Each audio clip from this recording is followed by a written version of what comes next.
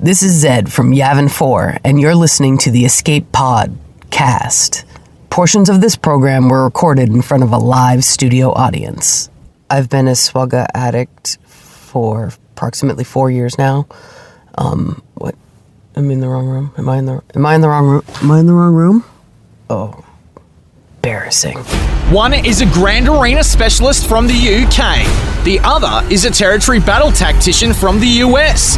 Together, there are no signs of intelligent life on board. With both having played this game since launch, the one thing we are sure of is that you will be entertained. The CFH Network presents the Escape Pod Cast, a service of the Escape Pod Castaways. A weekly podcast about the mobile game Star Wars Galaxy of Heroes. Live from the network studios of Nev and 4, here are your hosts, Neil Andrew Eyre and Paul Anthony. Coming up on this week's edition of the Escape Pod Cast. The event is back, or will it stay this time? We talk about leaving our guilds and our alliances behind. And what keeps us in the ones we are in now? We have a headline maker of a guest lined up for the incoming transmission. Who could it be? And Nev and I argue about which linear canon has better moments in Nev's top 10. All this and breaking news if it happens in our live fourth segment. Right here on the Escape Pod Cast. The Escape Pod Cast News.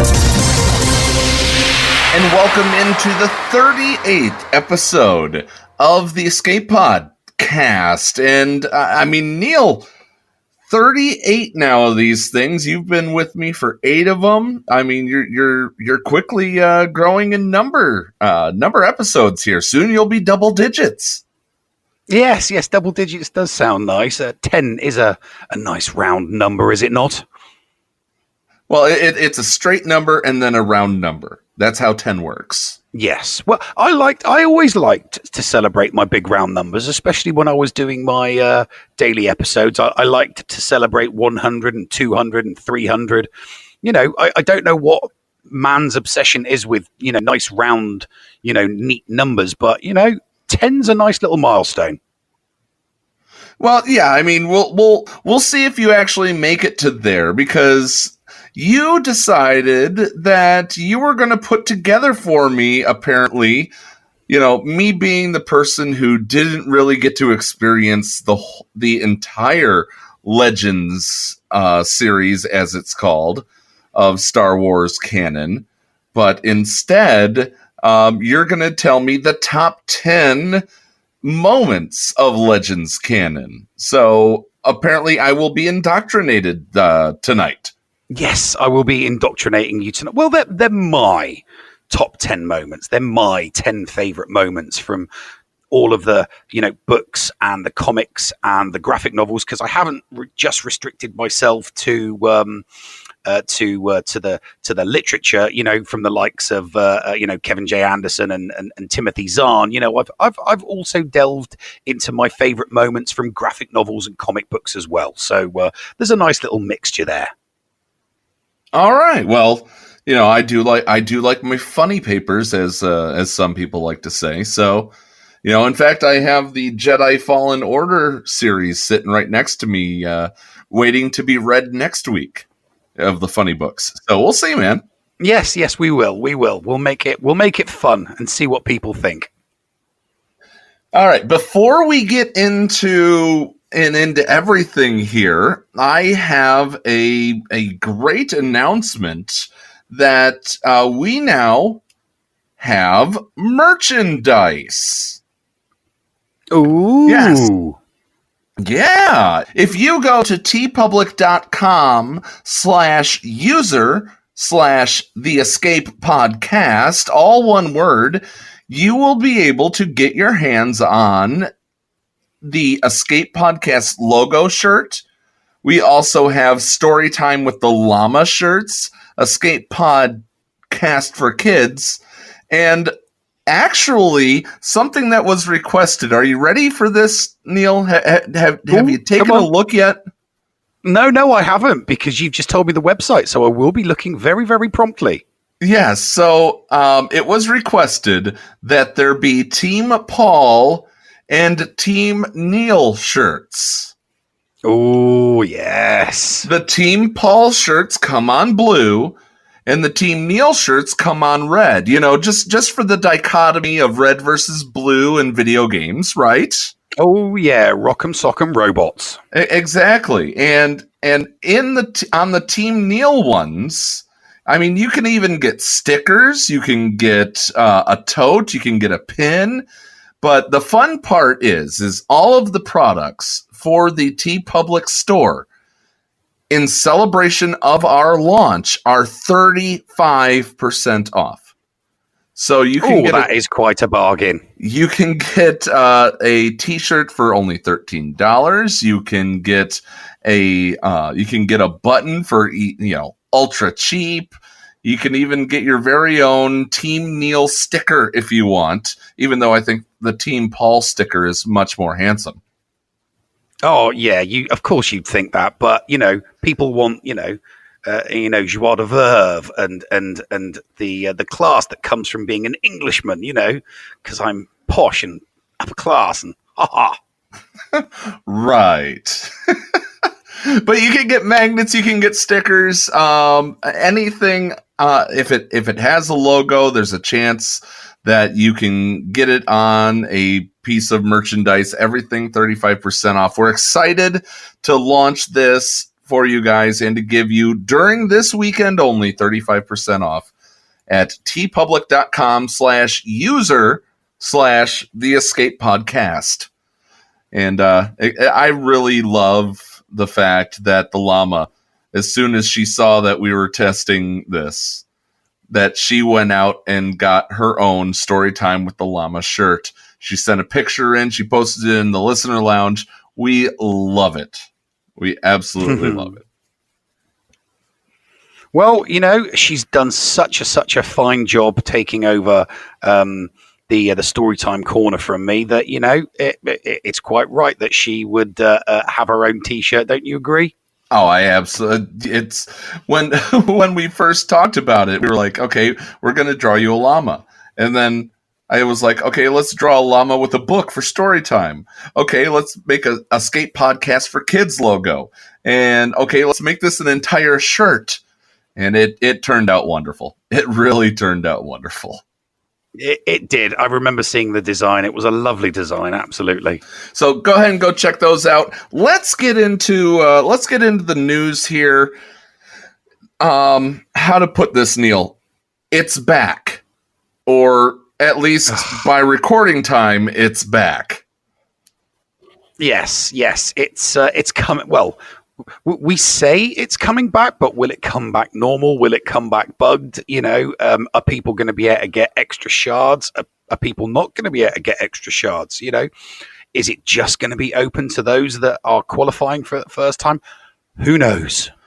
It's a strange thing. I enjoyed playing it again, but I don't know if I want to chance that to then be called a cheater and then have all my little rewards taken away. Well, you see, it's the one thing. It was the one thing that kind of irked me a little bit. In that, don't get me wrong, the news spread that you could do it again and you could get the shards, and everybody was kind of get the go do it, get the shards. CG are probably going to take them off you anyway. And I thought to myself, well, in that case, I'm just not going to do it. What's the point? What's the point in doing the event to get the extra shards to have them taken off me? Because I could have done this on my Merc account, my Alt Merc account. So I thought to myself, I'll just leave it alone. And then what happens at the end of it? There's a big deal about, compensation and, people having shards taken off them. And CG decided to give stuff to people that did the event for a second time, getting extra shards and then having them taken off them.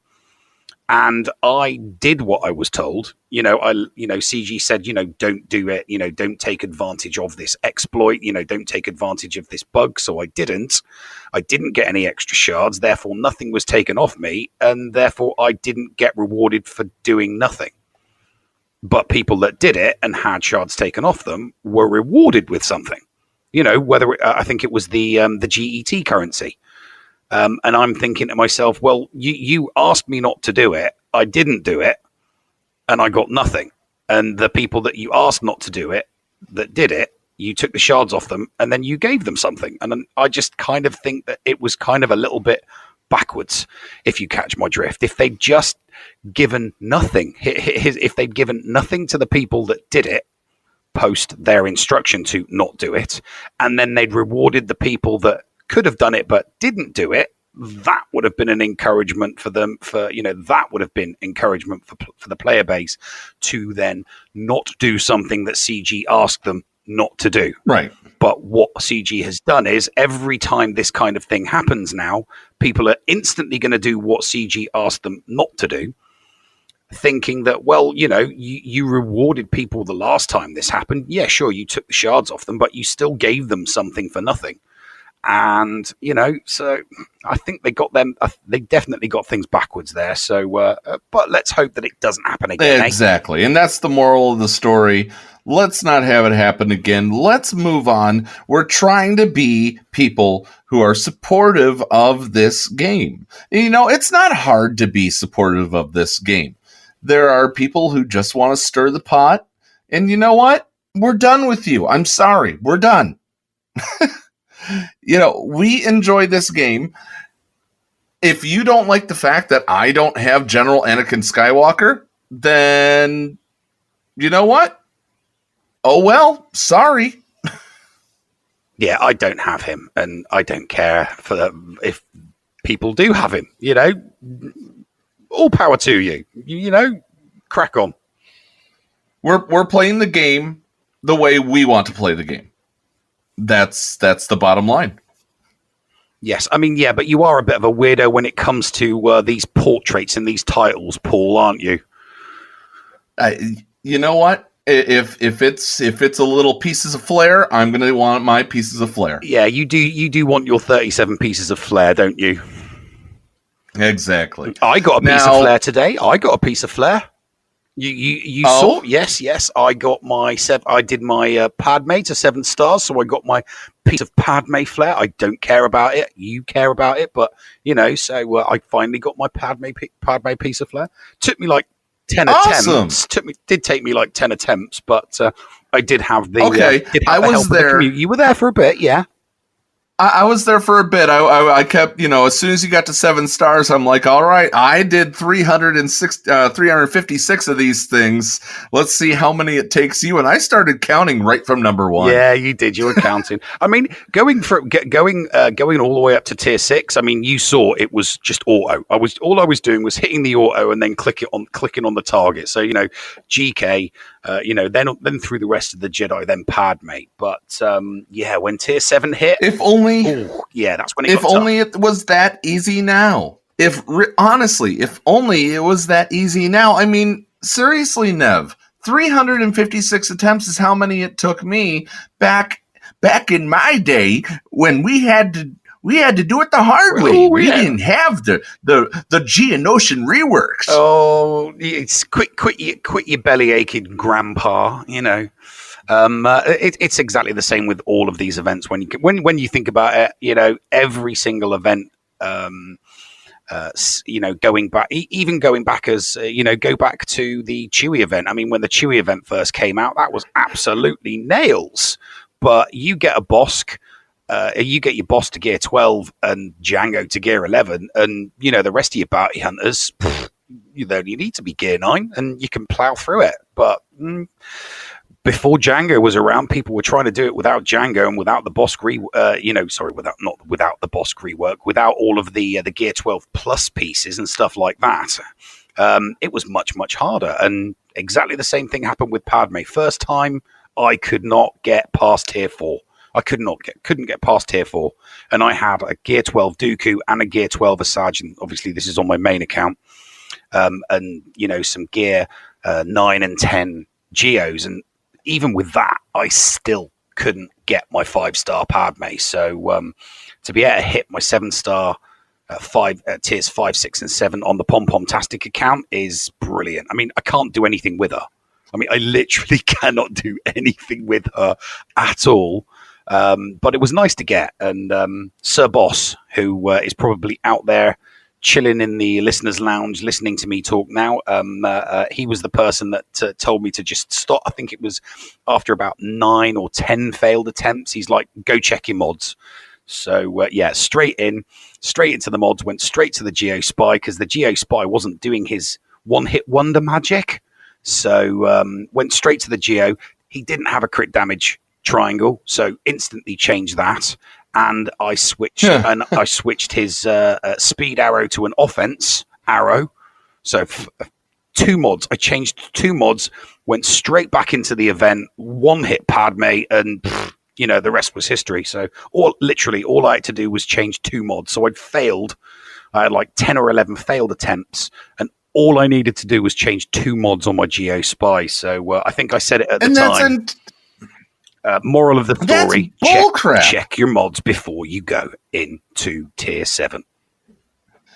All you had to do was check your mods. Mm-hmm. I had to get, Droideka and General Grievous and Asajj.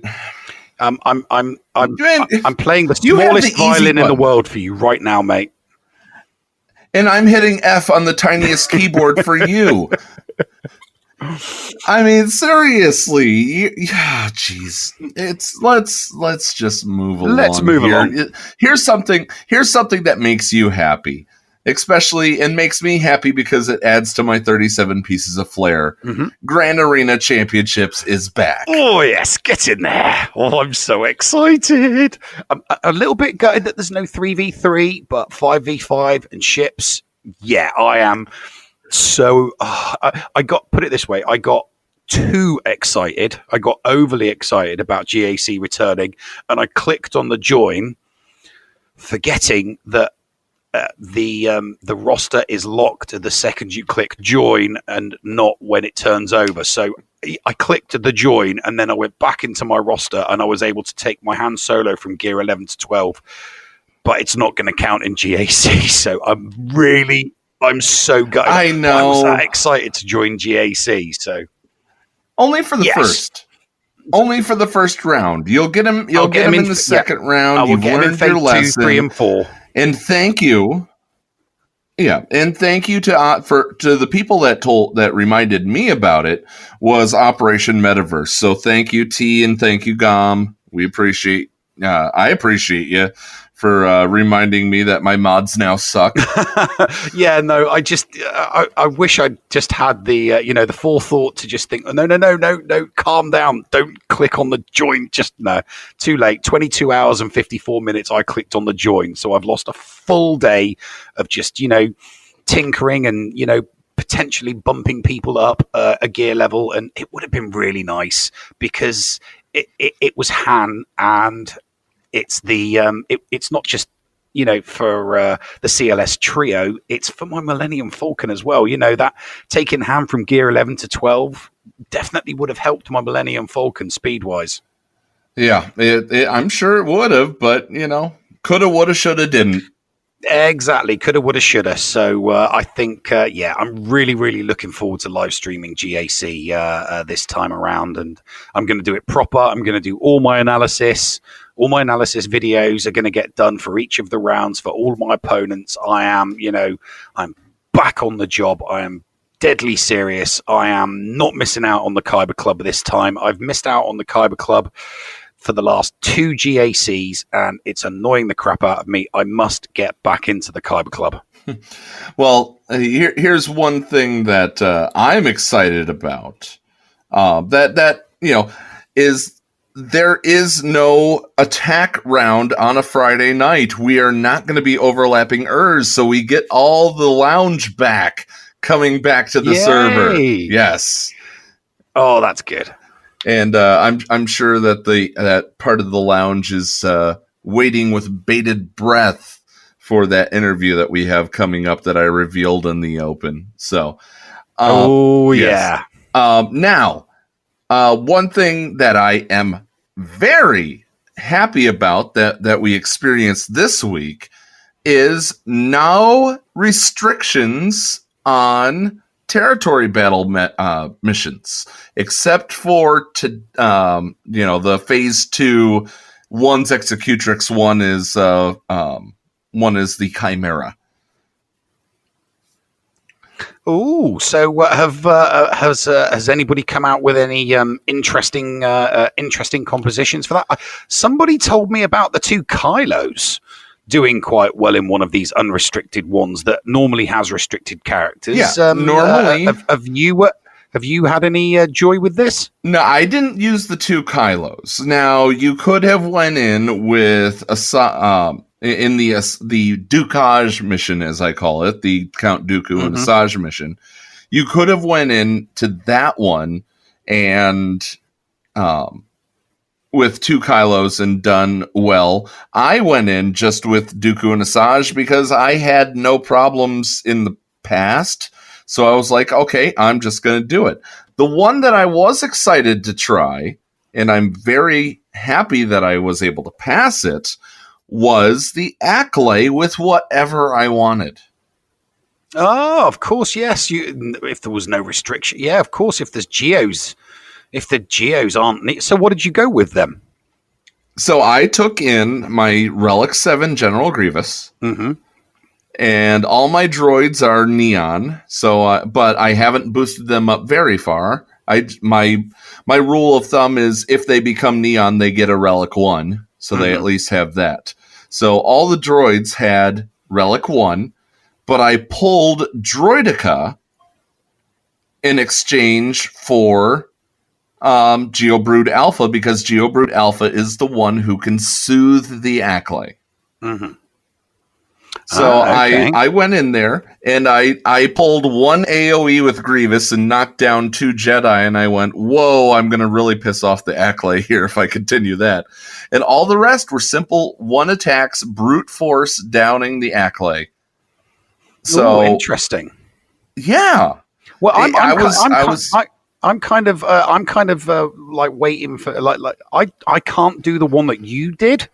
So I'm kind of hoping that other people will come up with some other compositions that I can use because I've not done that mission yet. I've heard of the Malak. Oh, wait a minute. You can't do that one. I've heard of the Triumvirate. Do you have the Triumvirate? Oh, I do have the Triumvirate, but I don't have Darth Revan because I was one of the people that had to platoon. I can't do Bounty Hunters because I had to platoon my boss, and I can't do Darth Revan because I had to platoon him.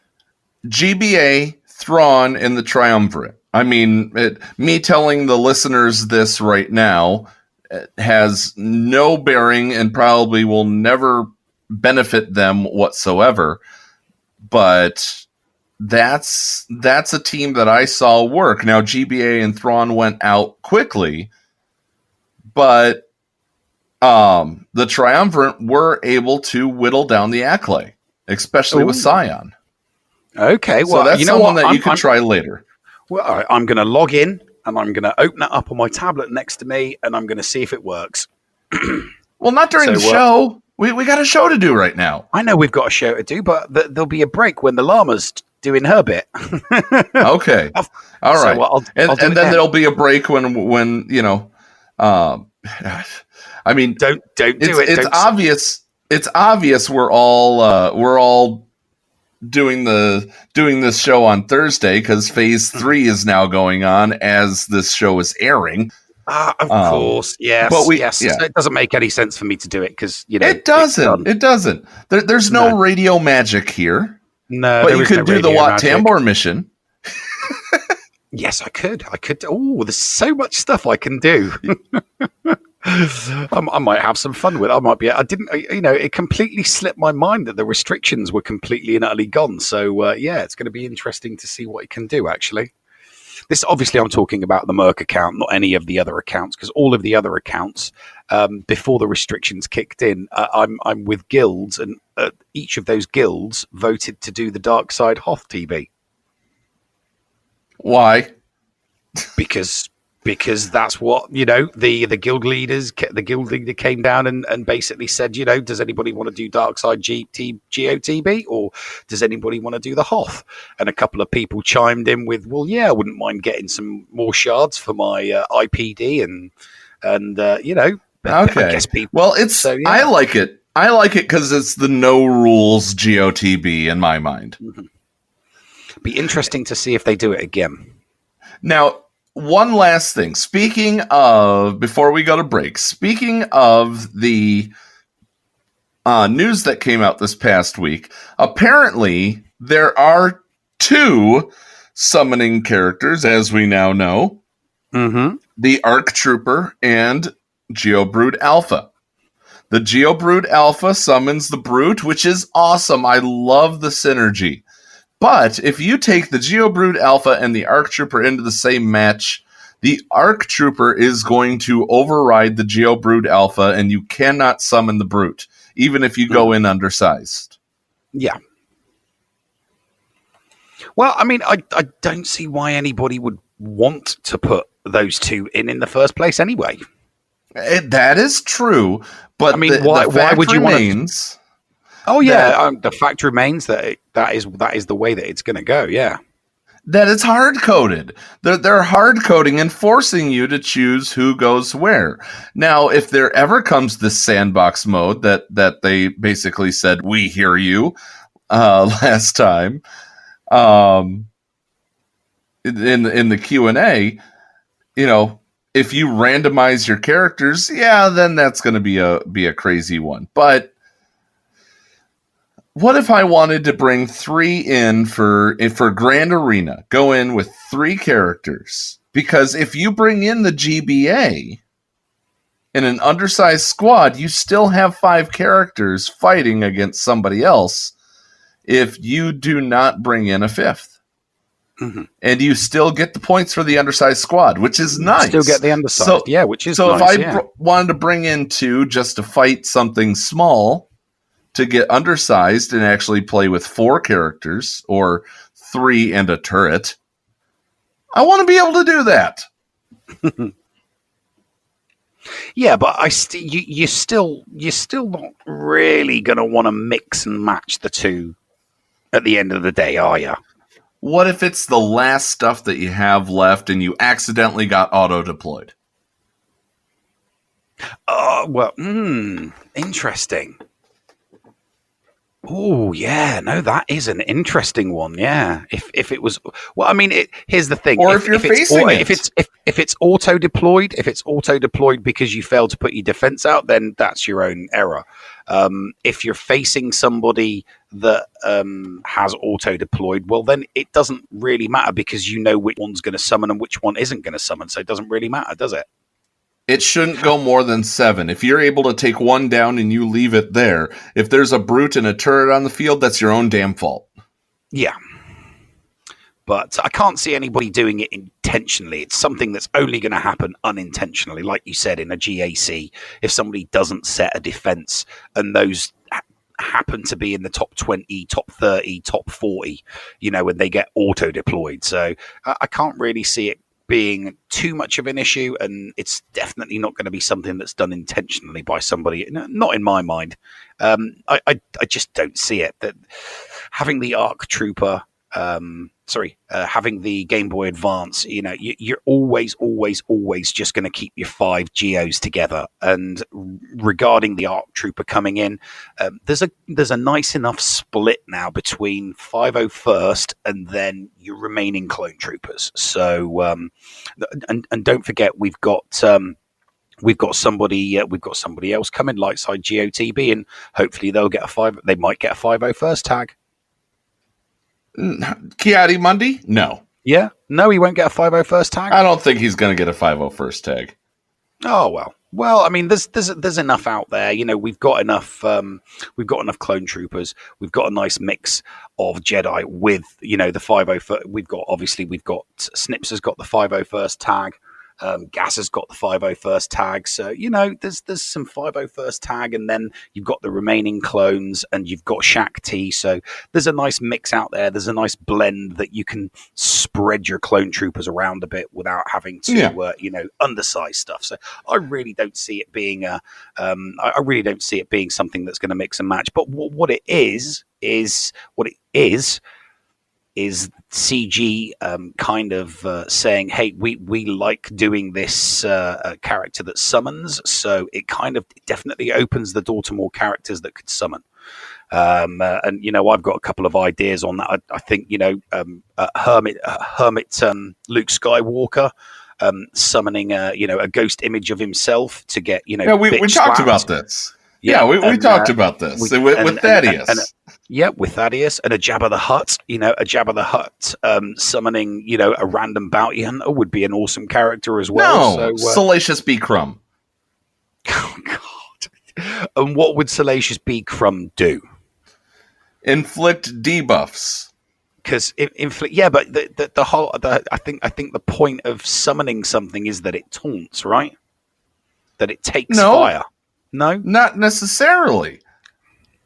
Not necessarily. I mean, there can be other uses for summoning, other items.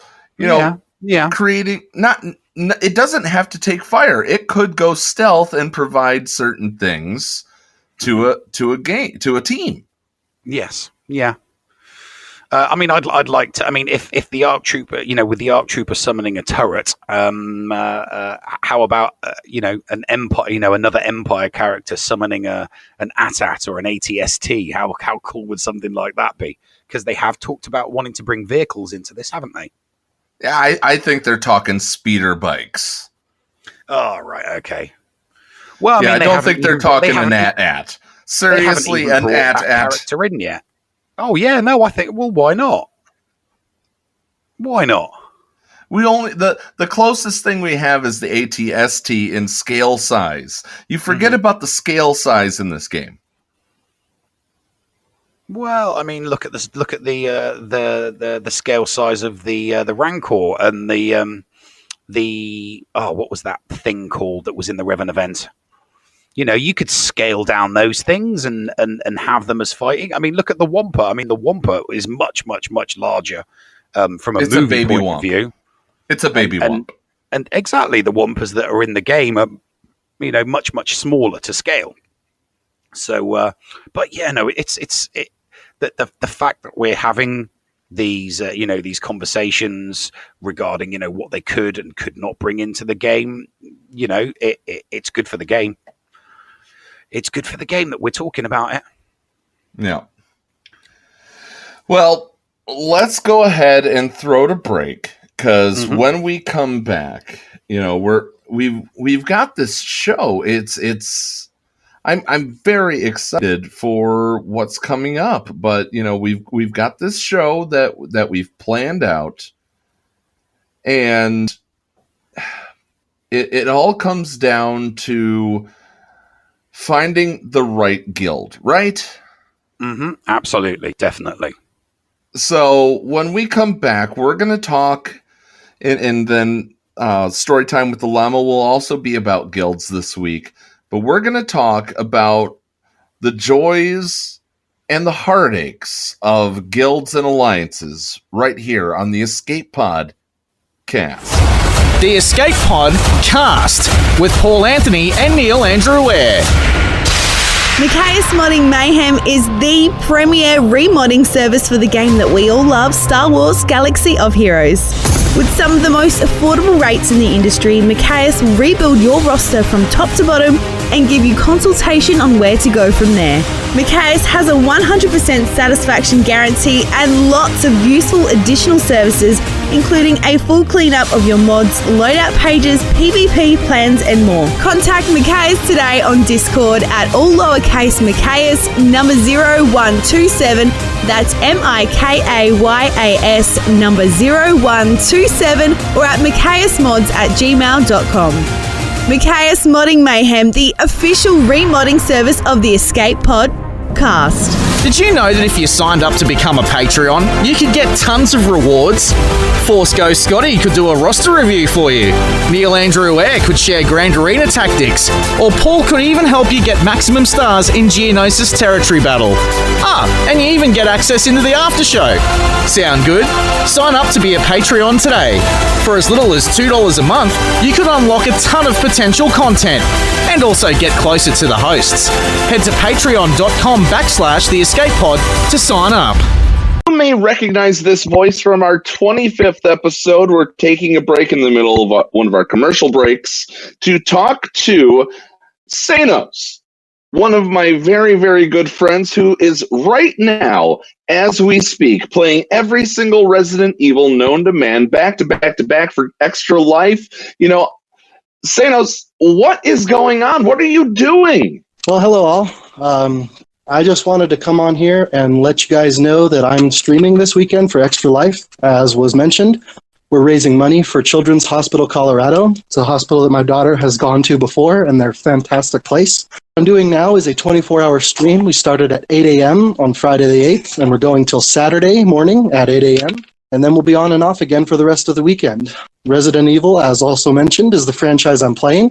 Started with 0, and we're going to be beating as many of the numbered games as possible throughout the weekend. I'm also going to be going live on Facebook throughout the weekend and eating a blazing hot wing for every $50 donated. I will take votes on which character to choose as I start each game as well. To vote, any donation with a message of your vote will count, and every bit donated is appreciated, no matter how small. My goal is $500, and we're already at $125, so we're already well on the way. The pain of eating hot wings is less than a fraction of 1% of the pain that some of these kids go through every day. So I just want to invite you to come join me and make this a fun weekend. Tune in, and if you're able, donate to a great cause. Excellent. Well, we certainly are rooting for you. I'm sure you're well above that 125 by the time this airs. But Sanos, keep representing the Escape Pod. Keep representing The Walking Dead, the Saviors. We love you, brother. Take care, and we'll see you next week. And now time for something completely shameless. This is your favorite YouTuber's favorite Greek-American Swuggo YouTuber from the greater New York City area, whose name has 8 letters, beginning with an H and ending with an X. Wanna guess who, TC14? Come on, guess. Horse box. Try again. Flamingo box. Seriously? Horsepex. You know what? Just forget it. I was trying to get you to say Hellenix, you dumb droid. Anyway, welcome back to the Escape Pod cast. Take it away, boys. I have a droid to disassemble. Oh dear. The Escape Pod cast. And welcome back to the Escape Pod cast. And as we said right before we went to the break, there's good times and there's bad times. And Neil, I'll be on your side forevermore because that's what friends are for, apparently. Yes. But, you make friends in a guild, and a guild can also make you lose friends. We're going to talk the good and the bad of guilds and alliances. You proposed this segment, so where do you want to start? Well, I guess I want to start with the kind of things you want to look out for, really, because if you're looking for that beginner guild or that intermediate guild, those aren't really the guilds that you're going to call home for your gaming career, especially not with this game, because most people don't look at those beginner guilds or those intermediate guilds as they're more like jump off points. So people don't really consider those to be like their final rest, their final home. People are looking for that guild. People are looking for that guild that is doing like all of the heroics and is, maybe they're just prepping. Maybe they've just started out doing the GOTB and, they're kind of low, maybe only getting 10 to 18 stars, but, they're kind of building up. You're wanting to go to a guild that has a little bit of growth. I mean, unless you're a whale or a kraken, in which case you're just looking for a guild with like 200, 220 plus GP. I'm talking about those guilds that are around the, over the 100 mark to the 170 million GP mark, somewhere where you can really call home. Now, I'm gonna tell you this. There was a guild that I found just by searching inside the game, and then maybe it was the third or maybe it was the fourth guild that I ever joined is the one that I'm still in today, and it was an intermediate guild, Neil. Mm-hmm. So when you say you're not going to stick around with a guild if it's an intermediate guild, I'm living proof that you can grow with a guild and you can make some damn good friends. Oh, I'm not saying that wasn't the way a couple of years ago. A couple of years ago, that is exactly what would happen. Most people would get to an intermediate guild, and then you would stick with that guild, and then it would grow and it would grow and it would grow. Mate, that is exactly what happened to me. That is what I did. 2 years ago, my main account, before I had any alt account, before all my alt accounts, when I just had my one main account, I joined a guild called the Muppets of Endor. And I'm pretty sure that there are some Muppets in the audience today, but I joined the Muppets of Endor when I think it was only around about 80 mil GP. They hadn't even started doing the heroic Sith raid, and it was the best bunch of guys I think I'd ever met. Really, really organized. Discord, I didn't even know what Discord was until I joined the Muppets of Endor. But yeah, really, really good, nice intermediate guild. Went for 2 years, and I kid you not, last month it disbanded, and I kid you not, it broke my heart because Pom Pom Tastic was also in there for a short period of time. But it absolutely broke my heart because I'd grown for 2 years with the people in this guild. Of course, the odd occasion a person left and somebody new came in, but for all intents and purposes, it was my home. It was my first foray into a family type guild. It was a mixture of people from the US and the UK, and it got disbanded like last month, and the guild leader came in and said, some people are going to go to a guild that's like 220 million GP, and the rest are going to go to a guild that's over 170 million GP. And I was like, that's when I made the decision to just hoard with go to a hoarding guild. But yeah, no, I was in bits. I was absolutely gutted. And that's what being in the right guild and that guild disappearing can do to you. It can be quite an emotional roller coaster. But so I'm not saying that back then that's not what you shouldn't have done, because everybody started intermediate. But with the game coming up on 4 years, and the way that the events are and the way that the raids are, most people starting out the game that aren't as au fait, aren't as knowledgeable about the game as you and I are. Maybe, someone whose very first account, they'll be put into a beginner guild, they might move to an intermediate guild, and then, they'll get involved in the community, and they'll get involved in Discord, and, maybe they'll start fishing around for another guild. And that's what we should talk about. What the do's and don'ts, what a person should be looking for. Well, I'll I do want to get out the horror story that was, and I'm sorry if you're a member of this guild now, and maybe you don't even remember me, which would be hilarious. But there was a guild called Target Maximum Firepower. And I loved their guild ad that they had posted, not on Facebook, but actually in the game. I didn't know what the hell I was doing. I joined this guild, and I was helping them with all the Sith, not the Sith raid, the Rancor raid, and they were trying to understand the tank raid, but nobody could learn how to use airplane mode, Neil. Yeah. And the whole thing came down to the fact that one time when somebody launched the Rancor raid a little bit early, somebody hit the game or hit the Rancor a little bit early. This was back before there was the no damage period and wait time and things like that, and the join that you have now for those people who don't remember that. And I kicked the person as per guild rules. And the guild leader, apparently I kicked a good friend of the guild leader, and he's like, "Who kicked my boy?"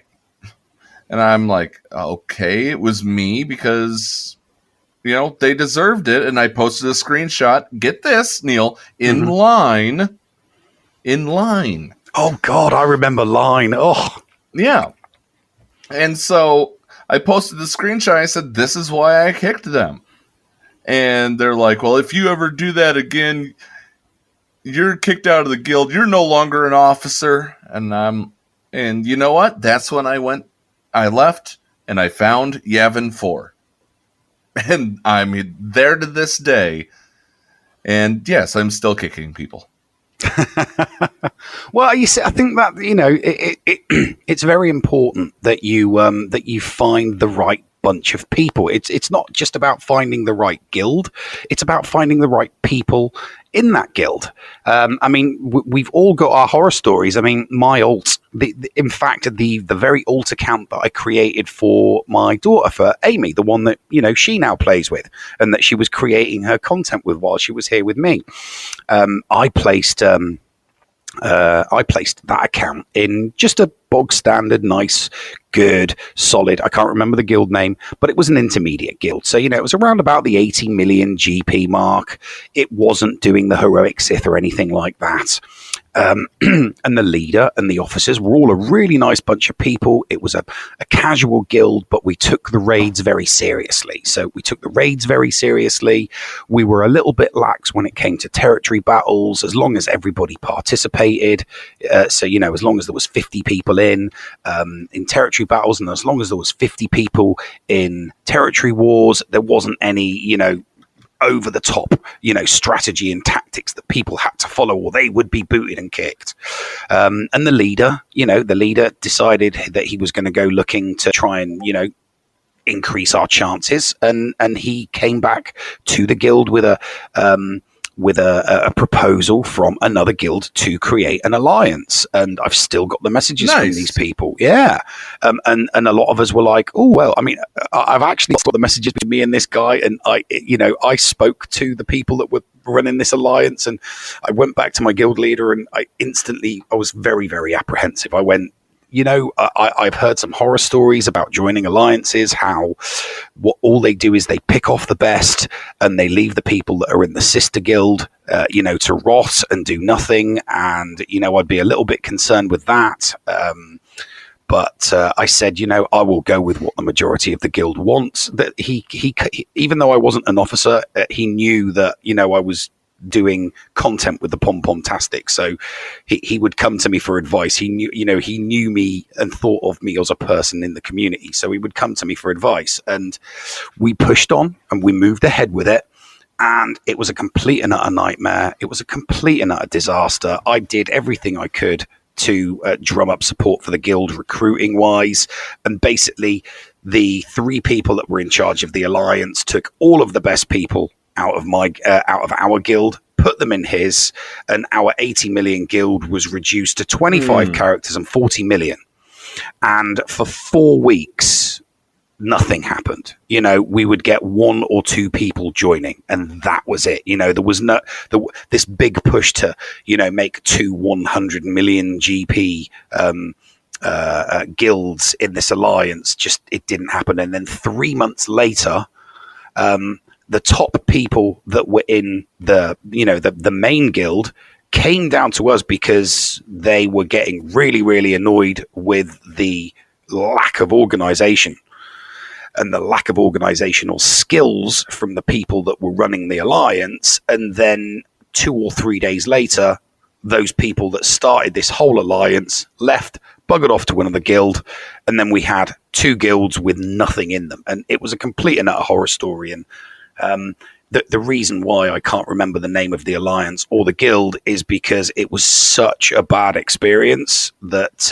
it's something that I've kind of erased from my memory because it was a horrible thing to happen, and it's definitely something that people out there need to keep their eyes peeled for. If you are, if you're in charge of an 80 or a 90 or even 100 million GP guild, you need to be wary of the wolves that are out there in guilds that will promise you the world if you join an alliance, simply to poach all of your whales or your high GP accounts, your high GP gamers, and then they, just cast aside everybody with, less than 2 million GP. So people definitely need to be wary of this happening because, guild. Oh, it happens. It happens at 3 million. It happens at 4 million.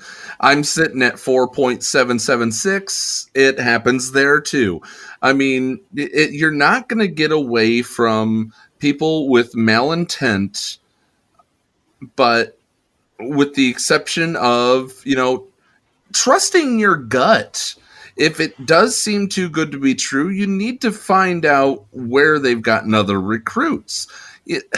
That's kind of why the Escape Pod Castaways, the little group that I've put together, we're not an alliance. We're not a family of guilds. We're not a guild of many, as some have said, for their alliances or whatnot.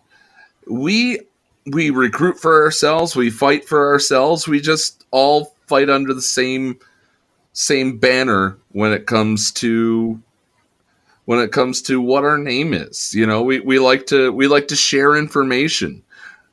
As I said, we recruit for ourselves, but if we're full and somebody comes along, we're going to be like, hey, guild B, would you like this? Would you like this guy, Guild C? And by the way, A, B, and C, status has nothing to do with it. It's just labels that I gave them because unless they want to fly the flag publicly, they don't have to. Mm-hmm. We have a fun atmosphere in the Castaways. That sounds like a cracking little. I hesitate to say alliance because you don't really think of it as an alliance, but we're not an alliance. But, a grouping of like-minded people.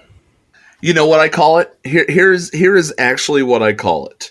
We are a space hippie commune.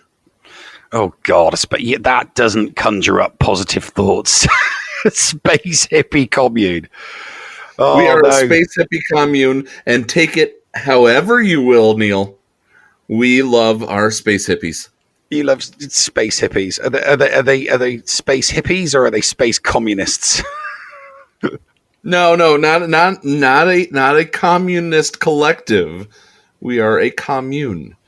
We if you want, we're going to grow our own vegetables, but if you need a vegetable, we will lend you that vegetable. Excellent. That's all right. Everything's voluntary. That's good. Exactly. And that's honestly what we love about it. Now, well, that's what people should be looking for. That's the kind of, group of people that, anybody thinking about joining a collective or a commune or an alliance of guilds, that's what people should be looking for. You should go in, if your guild is going to be looking for an alliance, you should go in full, and then you should figure out, are they going to be splitting us up, or are we just joining them to add firepower and knowledge? And that's the thing. You're not...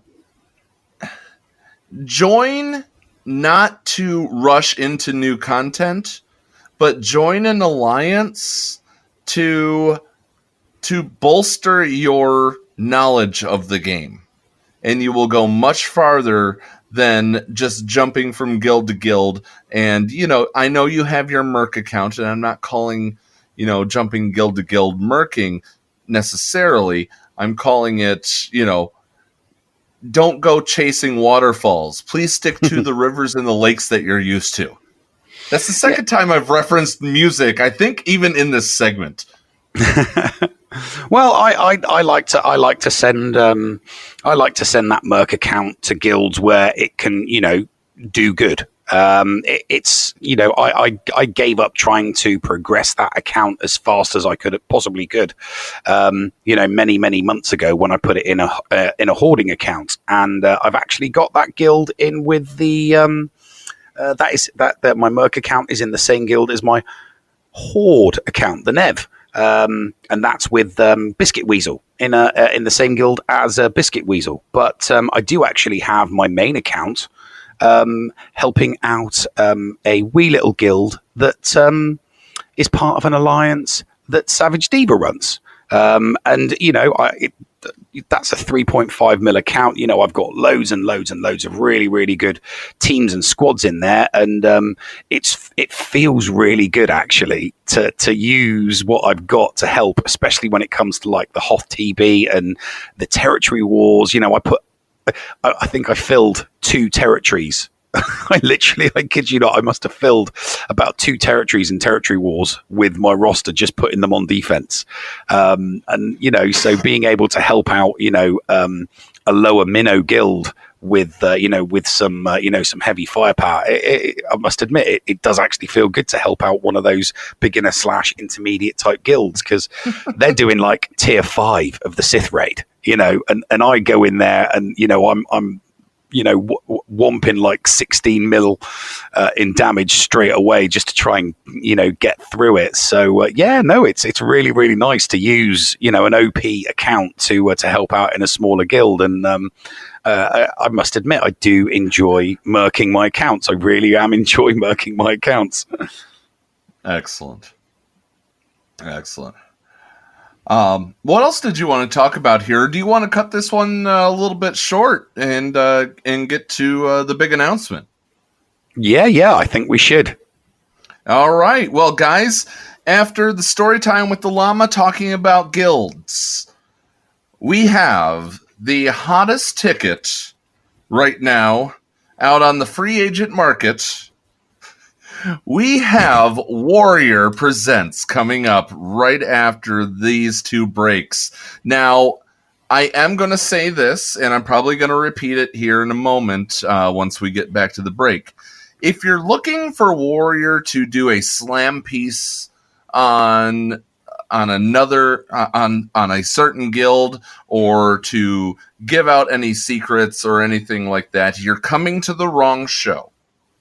We actually want to talk to Warrior about Warrior, not about any controversy and guild drama. This is a positive place, and it's damn well going to stay that way. We'll be right back on the Escape Pod Cast. The Escape Pod Cast with Paul Anthony and Neil Andrew Ware. Micaeus Modding Mayhem is the premier remodding service for the game that we all love, Star Wars Galaxy of Heroes. With some of the most affordable rates in the industry, Micaeus will rebuild your roster from top to bottom and give you consultation on where to go from there. Micaeus has a 100% satisfaction guarantee and lots of useful additional services, including a full cleanup of your mods, loadout pages, PvP plans, and more. Contact Micaeus today on Discord at all lowercase Micaeus number 0127. That's MIKAYAS number 0127, or at micaeusmods@gmail.com. Micaeus Modding Mayhem, the official remodding service of the Escape Pod Cast. This is Deadpool Carl, and I have a big announcement. Join me and Dagger this week for some GAC fun. We have a big plan and interesting things to put into place. Come tune in and have some fun. And you can check me out on YouTube at Dan and Kyle Do Hollywood. We'll see you on the holotables. Did you know that if you signed up to become a Patreon, you could get tons of rewards? Force Ghost Scotty could do a roster review for you. Neil Andrew Ware could share Grand Arena tactics. Or Paul could even help you get maximum stars in Geonosis Territory Battle. And you even get access into the after show. Sound good? Sign up to be a Patreon today. For as little as $2 a month, you could unlock a ton of potential content and also get closer to the hosts. Head to patreon.com/the Escape Pod to sign up. Back to school. The Escape Pod, cast for kids. It's really cool. Hello, Escape Podawans, and welcome back to the Escape Pod, cast for kids, and story time with the Llama. This week, we're going to talk a little bit more about what I've said in the past is my absolute favorite part of this game, guilds. Previously, I talked a little bit about how to find a guild. This time, I'm talking about those awesome perks of being in a guild. I, for one, am an extremely social llama, and I like to talk. And while being in a guild absolutely gives me that opportunity and has allowed me to make an awesome circle of friends, like Neil, Paul, the Zed, and so many others, guilds are also an awesome hub of knowledge, and if you use it to your advantage, you can skyrocket your growth in this game. Once you reach level 22, guilds will unlock for you. Now, the game automatically will put you in a series of starter guilds and will have challenges for you to complete. Once you do, you'll progress to the next starter guild and so forth. Now, these guilds are definitely not where you want to stay long term. I highly encourage you to move on and get yourself into a traditional guild as soon as you can. My only suggestion is that you wait until you have reached at least level 65 so you can unlock guild events, and it's helpful if you have at least one 7-star character. This will allow you to join a guild and at least participate fully, even if you aren't 100% up to snuff competitively. Many alliances will have training guilds you can join that will further help expedite your growth. Or sometimes standalone guilds are willing to take smaller players and help them grow. Just make sure you find a guild that matches your playstyle and don't be afraid to ask questions. Your guildmates have experience that you didn't have. If you ask questions, get advice on team comps and directions for farming, that will help you move that much faster because you're learning from players who have already been there. If you're looking for a guild, whether you're a new player or a veteran, try taking a look at our guild classifieds and looking for guilds channels on our Discord server. There are always plenty of guilds looking for fresh meat. I mean players. That's all for me. Tune in next week for Storytime with the Llama and the Escape Pod, cast for kids. Receiving incoming transmission.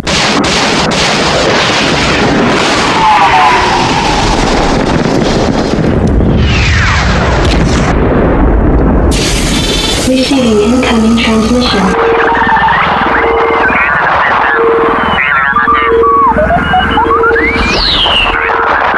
Receiving incoming transmission. And welcome to this very special edition of the Escape Podcast Incoming Transmission. Now, this guy who we're about to talk to has been all over the Star Wars Galaxy of Heroes headlines this past week.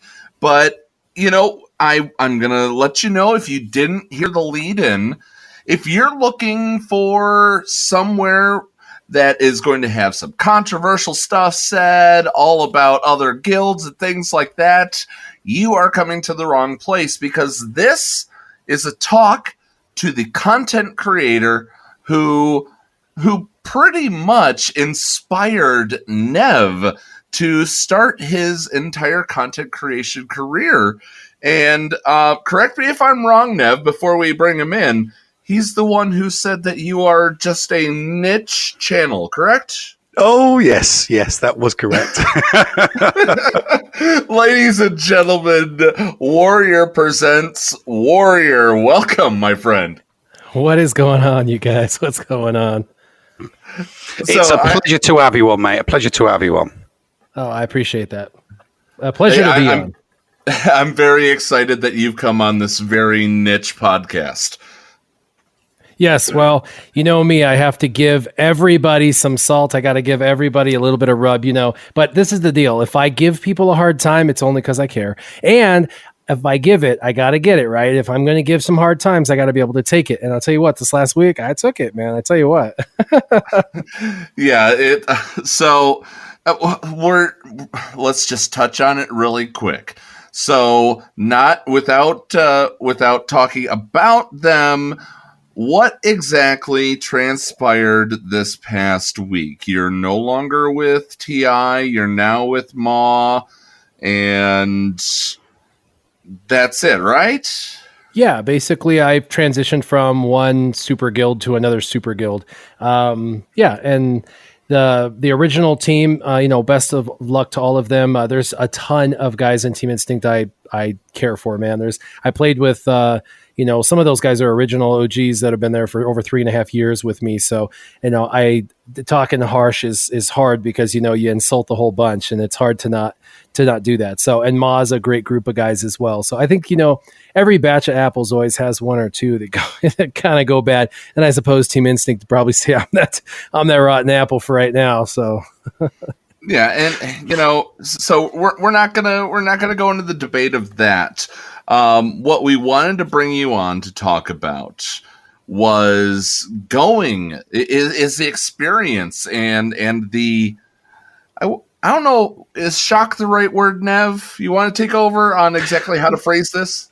Well, I was thinking, obviously, TI has been your home. They've been your family for many, many, many years. So I was curious how you were finding the transition from moving from TI to Maw, because even though it's a similar bunch of accounts and a similar bunch of gamers, you've got different rules, different plays, different tactics, different strategies for territory battles and territory wars. So what's that transition like? Because, a lot of people out there will move from, one big guild that maybe they've been with for a couple of years. And, you moving from one big group of people to another group of big people, it might help them out there, allay fears for, moving from one to the other. So what's the experience been like moving from TI to Maw?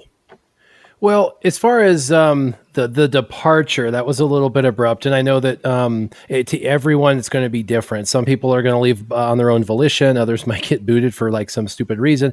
It doesn't really matter what happens. The bottom line is you either aren't fitting in, or it's just time that you step down to something more casual, or maybe you're stepping up to something more hardcore. Whatever the reason is, you're going to evolve into another guild, and finding that new guild is not as difficult, I think, as people would think. There are entire Facebook pages dedicated to recruiting. There are recruiting, posts on Reddit, on the forums. And there's just a bunch of community out there. It's a really, really huge and fun community. So it's easy to find kind of where you're going. There's actually guilds that have, 13 or 26 guilds, and they can find the right guild for you. But moving in, you kind of have to be careful, because you want to make sure that, when you're leaving on from one guild to another, you don't really want to talk too much smack about the previous team, because your new team's going to be thinking, okay, well, what happens when he decides to leave us? So there's this little bit of apprehension that they get bringing you on board, and that's deserved, right? Because they don't know you from Adam, and they got to kind of test the waters with you and see, are you the turn meter loading master, or do you actually know how to execute like you say you do? So they've got to give you some opportunity. You've got to fill the guild out, and there's different personalities. With Team Instinct, there was a bunch of big personalities, some really funny ones, some more introverted ones, and you go to Maw, and same thing. There's just different personalities. You kind of have to feel the waters and see who everybody is, know how they're running it. And so since I'm so new, I'm still just kind of on the outskirts, just kind of looking, observing, watching, trying to absorb. But the transition's not too difficult. There are lots of guilds to choose from. So, what were the what's the main differences of moving from TI to Maw? Is more PvP, territory battle oriented? Is it more towards territory wars?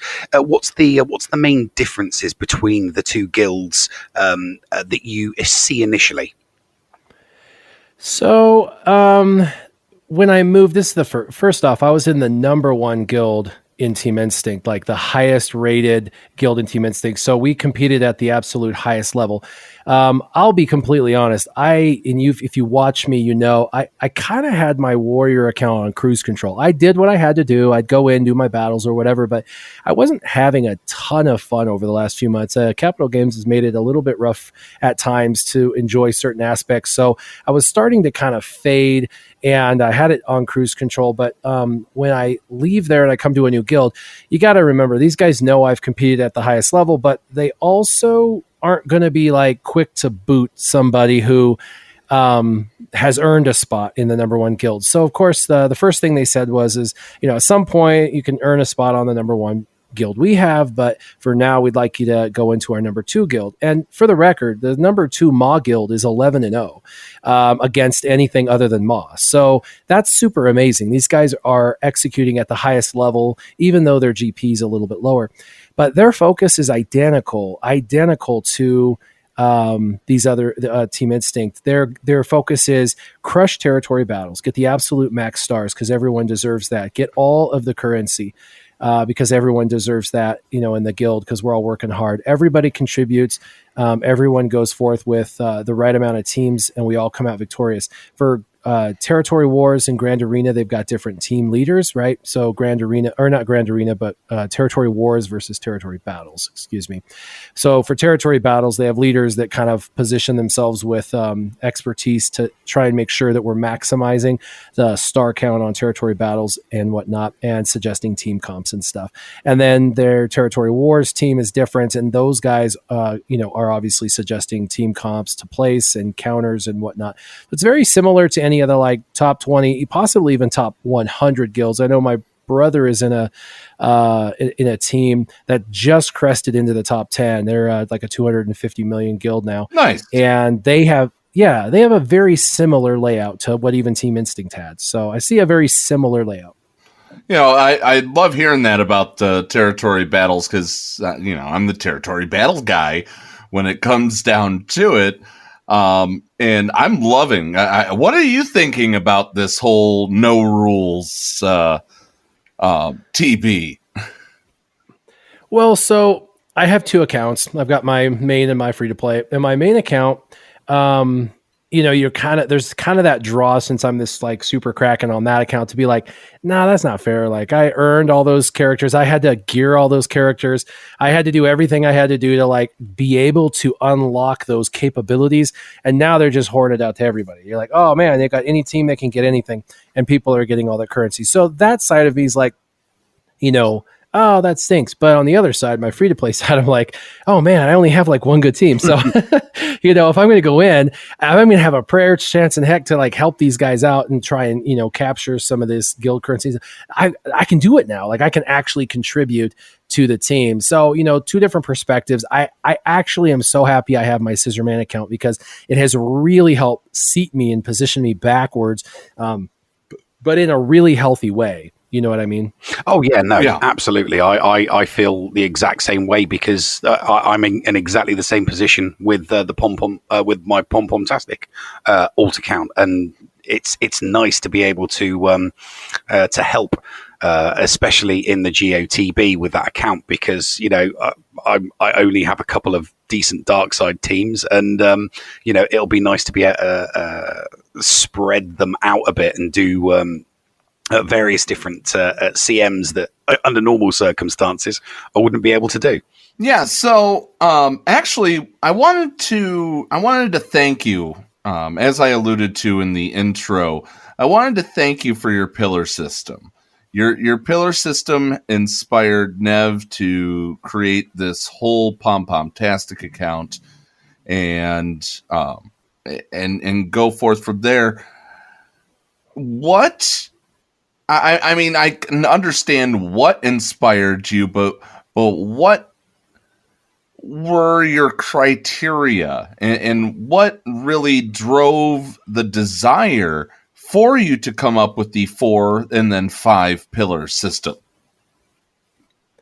Well, I guess it all goes back to, first off, I started a channel, and for the record, I've never claimed to be a really, really like highest end theory crafter or anything like that. I have some decent theory crafting ideas, but I'm not like, hey, I'm the number one theory crafter in the world or anything like that.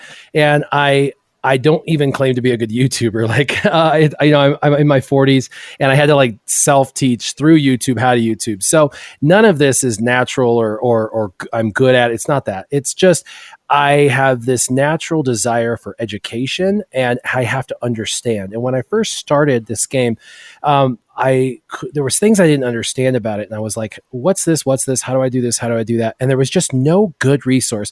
The best that was out at the time, and they were decent, was Team Skunk. And that was basically it. And Remon and a few others that were kind of part of Team Skunk. And they gave some good information, but I felt like there was more. So basically, I just started researching and learning. And as I was researching, as I was learning, I started going, this shouldn't be proprietary information. Like, everybody should know this. And if I'm looking for YouTube videos on how to do it, there's probably a couple other people. So I threw these trashy videos together. Like, I did not know what I was doing.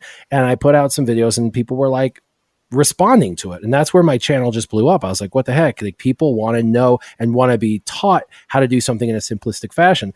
Well, the first thing you do when you get a channel is you start trying to come up with content of what you want to talk about. Well, the one thing that kept coming up over and over and over and over in comments nonstop and messages nonstop was, what's the most efficient path I could take to get at like basically everything? I want to get everything, but I want to leave the few things that are non-essentials behind. And how do I prioritize that?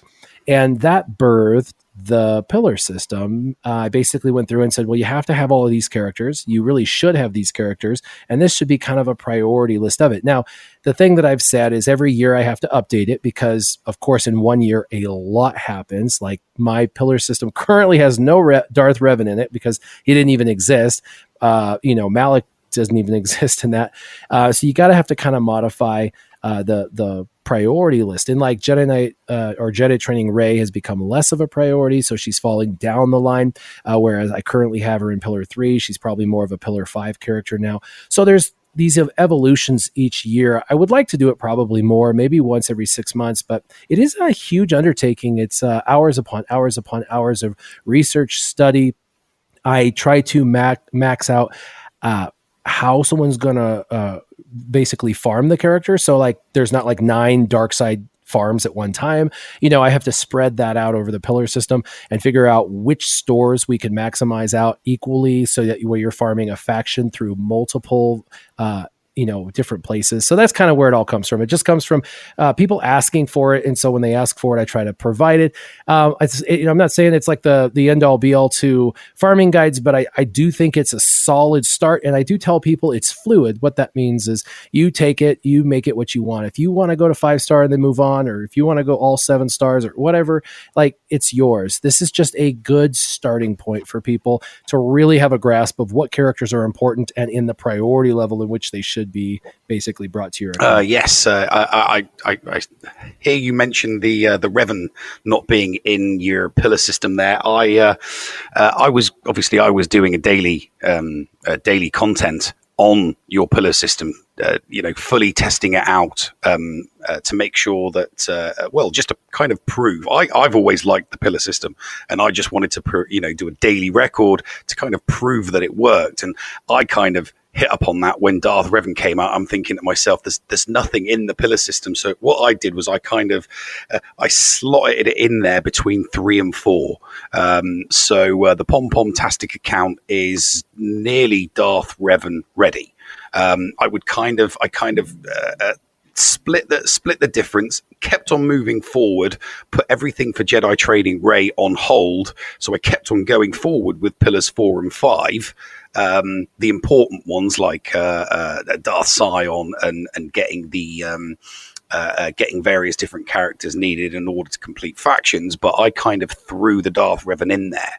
So I guess the best follow up to that is, where do you see the major updates in the pillar system coming? Because you usually do an update around about February time of each year, because the last update was in February of 2019.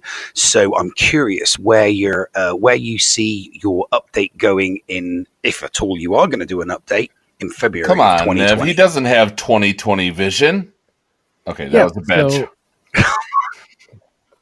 Oh yeah. No, just kidding. So yeah, definitely. So what happens is Christmas time, a bunch of new content tends to come out for Star Wars, and they tend to put up a bunch of characters. And there's a little bit of lag or a little bit of overlay that comes into the new year, traditionally into January, and then at the end of January it kind of peters out, and in February is when they start to like boot up like reworks of factions and looking at new things. And there's a few new characters introduced sometimes in February or March, but it doesn't really get kind of, hot and heavy, so to speak, because they traditionally are pretty heavy with the new content coming out during that period of Christmas time. So I'm expecting kind of the same cyclical thing where they're going to bring out a lot of new, marquee characters and a lot of, a couple new, legendary characters or something like that. Some new ships, some new capital ships. They're going to try to expand some stuff, add light side GOTB, just things like this, possibly bring out some quality of life stuff. And then it's going to kind of slow up. Like, I don't know if but last month it was like kind of had that period of like, nothing's happening. What's going on? And so something else they talked about, I don't know if anyone caught on to this, but at some point they plan on having all the legendary events just in your account always. And when you're ready for it, you just pick one. And when you're ready for it, you just do it. And so you'll see Jedi Training Ray just always in your events tab. And you'll always see, Darth Revan there. You'll always see Revan. So you can just pick a character. And at that point, once they do that, the pillar system, man, is going to change entirely, because at that point, you won't have to wait for certain events. You will have the ability to just cherry pick what event you want and then work towards it. So I am going to probably wait until the end of January, and then I will include everything up until the moment that video is produced, that it will be as comprehensive as possible. The last one I made changes the literal day of, where I was deleting and adding and moving and changing the day of, before I finally was like, you know what, I gotta go. I just got to put this thing out. So I did, but it took me the entire month of January to kind of build that. I'm not very good with like Photoshop and those kinds of programs. I'm just not. So it takes me a long time to create those. Yeah, no, I was having this pillar discussion with Saitor, who you probably know quite well, actually. But Saitor and myself, we had a conversation that lasted about 30 to 40 minutes, pretty much immediately after the Q&A, where CG expressed the desire to make legendaries a year-round thing, and we were kind of mulling over how it would actually change the farming system, because you would be the pillar farming system, because as you said, and as CG are trying to get to, is some of those more old school legendaries, just having them running throughout the entire year. And you basically picking and choosing as and when you farm for each of those different legendaries. So I imagine if they were to bring something like that out before you do your pillar system update, I imagine your updated system looking more along the lines of, farming for characters that are easier to farm, so that you can get those easy legendaries first, because obviously some of those legendaries would require stage 9 of a light side and dark side to be unlocked in order to farm for those characters, like Bosk, for example. Bosk is one of those characters that you would kind of think you need in order to get the Millennium Falcon and in order to get Chewie, but getting characters such as Palpatine and Thrawn, they only require the 5 Phoenix. So I really, really am looking forward to seeing what your pillar system update's going to look like once CG implements something like that. I mean, just off the top of your head, which would be the easy legendaries that you imagine you would be recommending people would go for if that was the current state of play now? So actually, there would be a lot of change, but there would also be a lot of similarities. You got to keep in mind, some of these events are super easy, and the majority of the super easy ones are from a few years ago, because back in the day, the gear for those characters were easier to get. Those characters required less gear level, and it was more of a star check. What that means is they wanted you to get to the 7 stars to get a 7-star, but the gear level wasn't heavy. It was like, get him to gear 8 or 9 and you'll probably do it. And if you want to be solid 9, maybe 1 or 2 characters to 10, you're good. And that was kind of where they were at.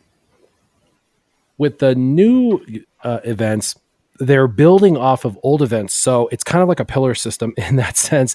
It's more like a pyramid, you know. The bottom of the pyramid is a bunch kind of wider, lower level characters such as Thrawn or Emperor Palpatine or Yoda and things like that. But then as you go up, you can't even get to the next level without some of those basal characters. For example, you've got to have Revan and you've got to have Darth Revan for you to be able to go for Malak. So Malak's kind of at the top of that pyramid. And then below him is Revan and Darth Revan, and below them are the Jedi and Old Republic. And below them are some of the like Empire and Phoenix. So there's kind of this like, you have to do this to get here, and then you have to do this to do there. So there is some natural logical progression, but there are some randoms. Like one of the randoms is C-3PO. C-3PO is sitting out in right field needing, you know, gear 10, gear 11 Ewoks. Like, what? You know, that's just out there. And C-3PO in and of himself doesn't require a ship. He's not necessary for anything except for there's now one event that requires him. So there's only one event now that's over him, so to speak, in the pyramid scheme. But for a long time, he was the only one. Same thing kind of like you said with Bosk. He's one of those characters you're going to want to get and farm, but he's going to take a long time, but you're going to need those ships. And so for the Millennium Falcon, well, the Millennium Falcon's very important, but the Rebel ships are more important first, because without the Rebel ships, you don't have a Millennium Falcon team. And without those Rebel ships, you don't get Thrawn, and the Thrawn ship is like the best ship for until you get Millennium Falcon. So anyway, there's going to be some natural logical progression that's similar to what it is now. But then there'll also be some, you know, things that can kind of be placed wherever. For example, Jedi training Rey and BB-8. They could be done at the beginning. They could be done at the end. They're no longer necessary for Sith Raid.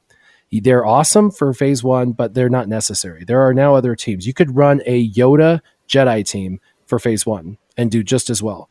And so because of that, what do you need Jedi training Rey for? I still don't have her on my Scissorman account, although I did unlock a BB-8 just because I started working on First Order. They're like my faction right now. I'm working on them, which is funny because they're Pillar 2, and I'm just now working on them as if they were in Pillar 3. No, I did exactly the same with Pom Pom Tastic. I passively farmed them, and I only just unlocked BB-8 just because they were there. You know, that was it. And so I'm passively farming droids right now. And I'm passively farming the 501st, and I'm not gearing them. I'm just you know, you see them in the stores. They're like, you know, oh, in the guild store, there's like, you're looking for a specific character, and there's every character else that you don't need, but you have like 3,000 currencies. So you're like, whatever, I'm going to buy that droid, and that 501st. And all of a sudden, they're like 4 and 5 stars. And I'm like, wow, okay, well, that's cool. So I'm passively getting those. And say that's the thing, the 501st, not in my pillar system. The General Grievous team, not really in my pillar system, you know. So there's a ton. Padme was not even a thing. So there's a lot of adjustment that does need to be made. Are we going to be? I was just going to quickly ask, because of the you know, the tease, if you will, that we are going to be seeing ships in a raid. Are we going to be seeing, you know, ships actually have a focused pillar, if you will, in the next pillar system, do you think? I think it has to be, because that's probably the biggest source of frustration for people that use the pillar system. And by the way, Ty Sor, he you know, he goes by a couple of different names because he has a couple different accounts. He built an entire Excel spreadsheet for this thing, and has invested his like heart and soul into it. So props to him if he's listening, or anyone that's using that you know, Excel spreadsheet. You know how much work he's put into it. Oh, and he if you want to donate to anyone, do not donate to me. Donate to that guy, because that guy's doing way more work than me. He's doing daily like updates and monthly updates and weekly updates. He had to hire people to help him with this. Like, it's a big deal. So and my success in the video directly correlates with the tools that he provides. So, you know, don't shout out to me, shout out to this guy. He's, you know, Saitor is doing some amazing work, but he's empowering people to really be able to make these modifications I talk about in this spreadsheet. But The one thing I hear from people over and over and over is, I wish you had something that like guided me on ships. And I tell them informally, go for Geos and Rebels. Like those are your two first factions. And then all of a sudden Geos paid off. I was like, what? That was awesome. But I need it to be a little more formalized. And ships will probably be its own pillar system. I think I'm going to kind of do like a ships pillar system and have it be more simplistic and show kind of the natural ship progression and then arena progression / character progression, and just separate them out, because it gets a bit confusing to have them blended, and it gets a bit confusing for people when they're looking at it and there's no ships present. And I'm just saying, hey, do your own thing. They're like, well, what? You're helping me on all of it but ships? What? So yeah, definitely. And then as far as raids, they teased us with the whole like, yeah, we're going to do a ship raid. They've been saying that for years. And I do believe it's going to come in 2020, but I don't believe it's going to come in the first 6 months of 2020. I don't believe that. I believe it will be a fall, September, October type thing. So I could be wrong. I'm just going off of my guesstimations. No, it's speculation, and we love absolutely speculation. We love speculation here. We have Thaddeus from Going Nerdy on almost all the time. He's a cool cat. I got to hang out with Thaddeus a couple of times. Very, very cool cat. So I like him. He's definitely all about speculation. So I think the ships thing is kind of more of a delayed thing. I think them bringing ships back into Grand Arena is a good start. I know that they're really focused on bringing in a couple new capital ships and then an entire fleet for one of those capital ships. So there's probably like, between capital ships and regular ships, at least another 8 to 10 ships coming over the next 3 months is my guess, 3 to 4 months. And so, because things take about a season to them is 3 to 4 months. So it's going to take a season to get through this whole ship thing. And then of course, after that, they'll be prepared enough that they can then start building out a ship's raid. But I think they need more content, ship wise to be able to run. Yeah, I think we get 1 or 2 more separatist ships. We definitely get Malevolence because we know that from Galactic War Report. And I think First Order is going to have something huge. Yeah, I would like to see the First Order get a capital ship, because there's actually a very viable First Order team, to be honest. And all they got to do is bring in a capital ship that gives them regenerating protection. And oh my gosh, that whole faction would be a nightmare. Just think about it. They're regenerating protection enough as it is. I use that team in Darkside Geonosis territory battle when you're going into the guild where you have to like give up your Houndstooth and you have to win. I use an Empire First Order team, and it works about 50% of the time, which is good because when you give up your Houndstooth, you're just like, oh, I guess I'm dead. But it works. You just have to play it right. You really do. You got to have the Gauntlet in there because you've got to be able to dispel and add protection up, and then you've got to have the First Order ship, his ship, and then of course Kylo Ren's ship. He's the stun and the damage that he ramps up does pretty well. The bomber and the Palpmobile, both of those are also great alternatives to the Houndstooth if you've used it or whatnot. I did try and use the Sith ships, and they do work pretty well. In fact, if you don't realize it, maybe some people listening don't, but most of you probably do, the relics make a massive difference. And there's a bunch of people that have relicked the heck out of Sith Marauder, and they haven't tried that ship yet since they've relicked him. Like, they put the relics on, but they're like, screw that ship, it sucks. And then they put the relics on, then all of a sudden, they don't realize it, but they've got an overpowered ship in their roster. So they need to go back into Arena, even if they lose, be like, I'm going to lose, it's okay. I just want to test this team because I want to see where it's at. And you might surprise yourself. Actually, I know you'll surprise yourself because you'll realize that these relics empower these ships to another level and take them from good to great. And then you'll go, wow, okay. There's some ships that really, really change in dynamic when they go up with the relic level. Yeah, remember your video when you first relicked Han and Chewie, and you went in with the Millennium Falcon, and it was just ridiculous, man. Absolutely nuts. That was fun. That was a fun video. That was fun. Yeah. You know which ship is really good is Biston's U-Wing. Getting their relic tier to 3 is overpowered. Getting it to 5, it's fun watching him one-shot ships. I'm not kidding you. Take Biston.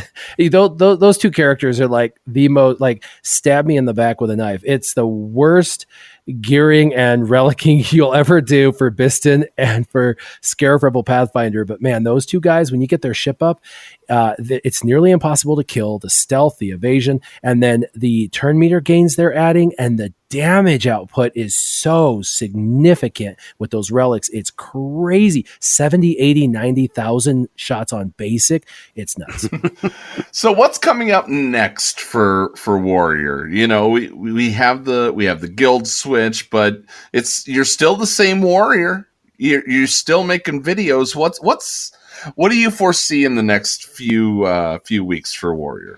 So I've got a few things planned. I got it, like I told you, for my Scissorman account, I had kind of a weekly live stream going, and that was kind of my routine for the last 6 months.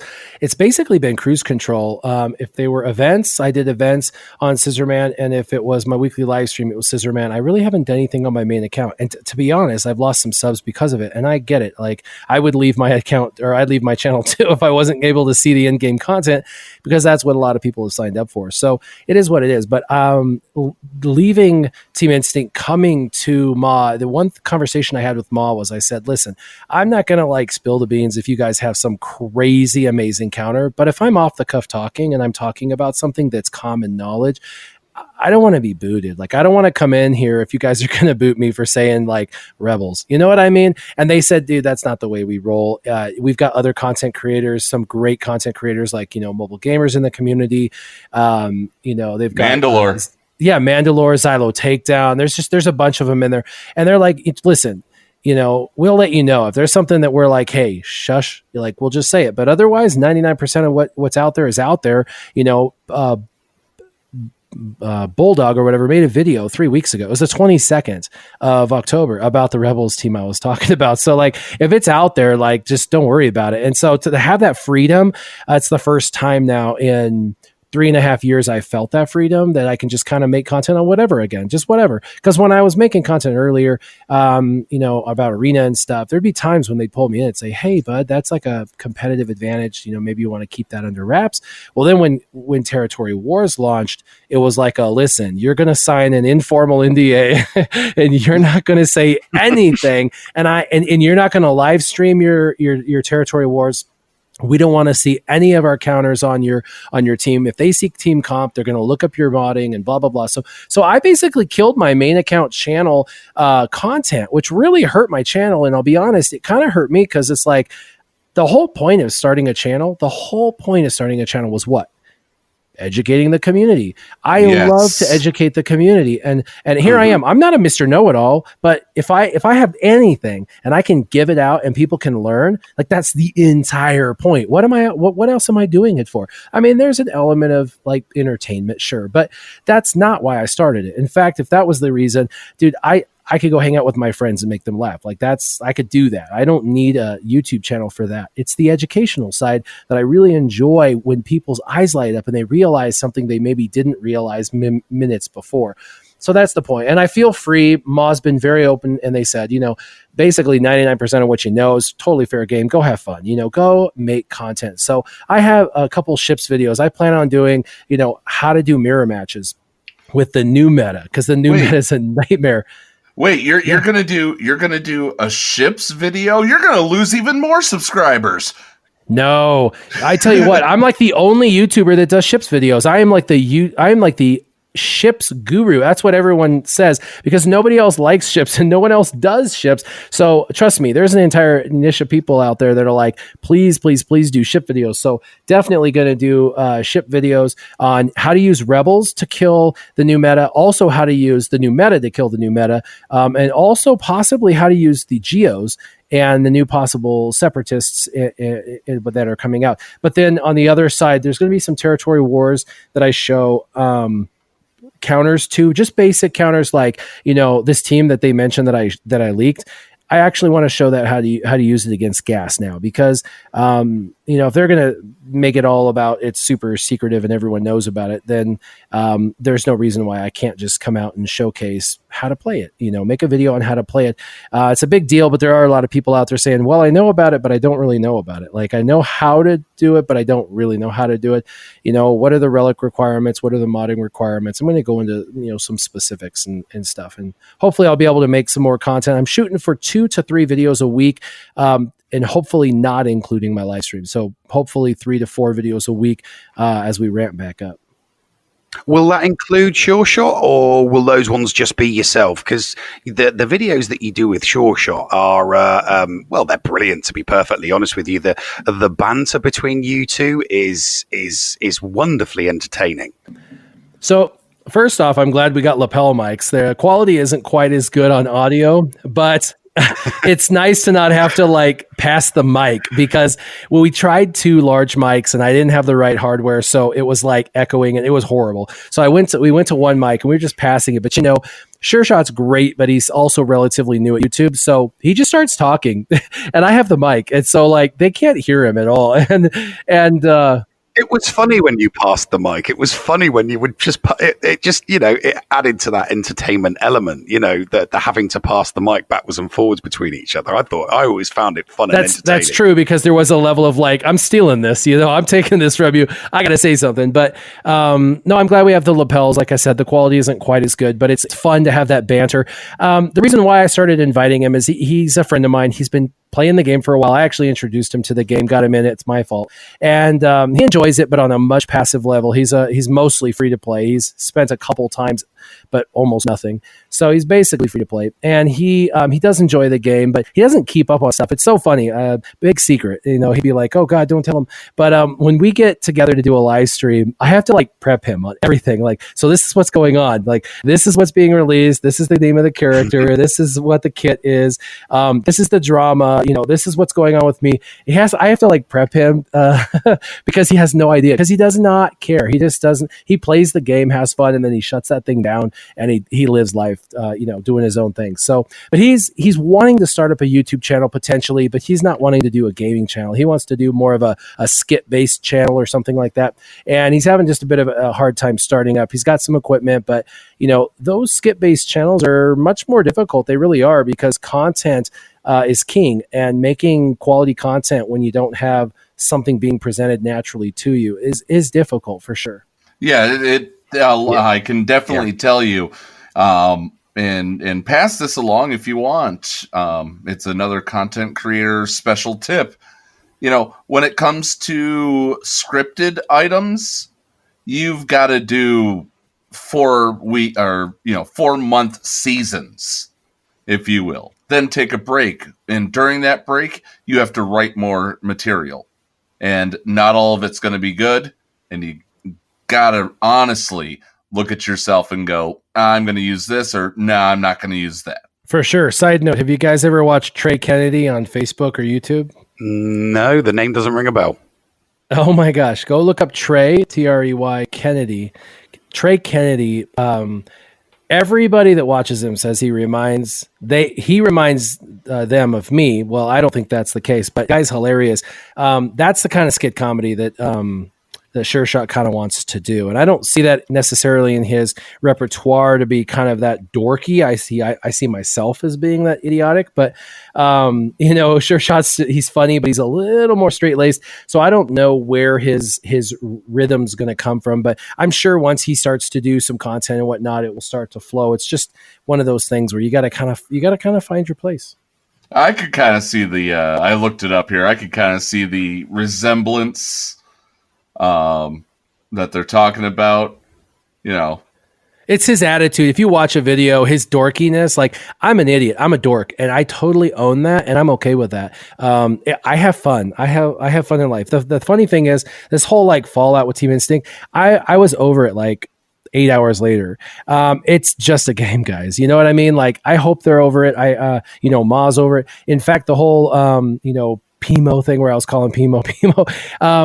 I already reached out to him. I told him, listen, man, squash it. It's just a game, dude. We're adults. It's no big deal. And he same thing. He said, dude, I'm sorry. It's all good. I gave you a hard time. I probably shouldn't have. I'm like, it's okay.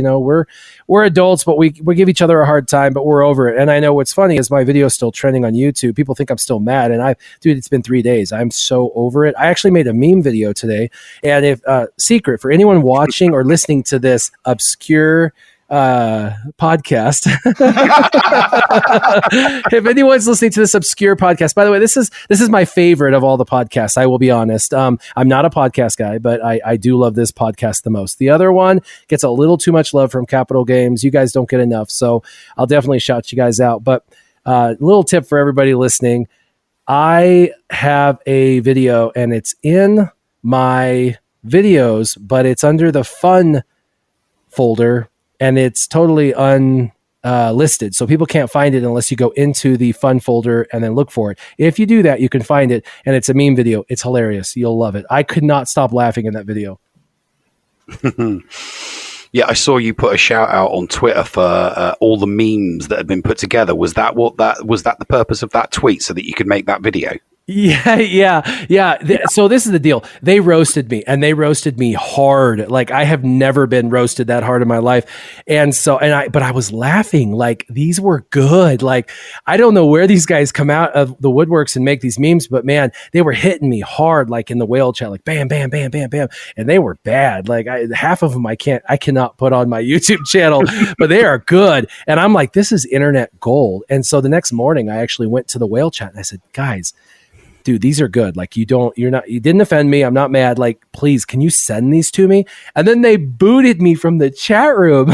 I was like, what? Before I could save them all. Well, anyway, long story short, I got invited back. I collected all the memes and I made a video of all those memes, and they're hilarious, you guys. But I did have to edit some of them. There was a couple that are like sexual in nature, and my channel is good for kids. Like, I think about, like, if my 6-year-old's watching, can they watch it and it not be offensive? And the only thing I have violated in my entire life of doing that is I've let 2 cuss words slip in my entire life, and then I played a song at the beginning of my one live stream this week. I heard that, and I instantly thought, I can't. No, I was literally going to message my 10-year-old and say, don't you dare watch Warriors next. But then I thought, to myself, hang on a minute. She's, I've taken her to a concert with where White Pigeon played live. So yeah, forget about it. So it was a 10-second inappropriate intro, and I did give a little warning, like, hey, if you're under the age of 18, you probably shouldn't be listening, and it was an inappropriate song. And that's actually the only part of that video I feel bad about. Honestly, the rest of it, where I hammer everybody, I you know what, I gave everyone a hard time, yeah. But you know what, they gave me a hard time back. I will admit that I got a dirty look from my boss when that started playing, because it was a little louder than your actual than your regular audio. So I was in stitches. I thought it was hilarious, and then I thought, hang on a minute, I shouldn't be laughing at this. This is grossly inappropriate. Well, anyway, the meme video, go check it out. You guys will love it. I'll be making it live sometime this weekend. I don't know. That's actually a fun tip. I make videos, and then I a lot of times will unlist them, and I store them hidden into files. And then I give them to my patrons.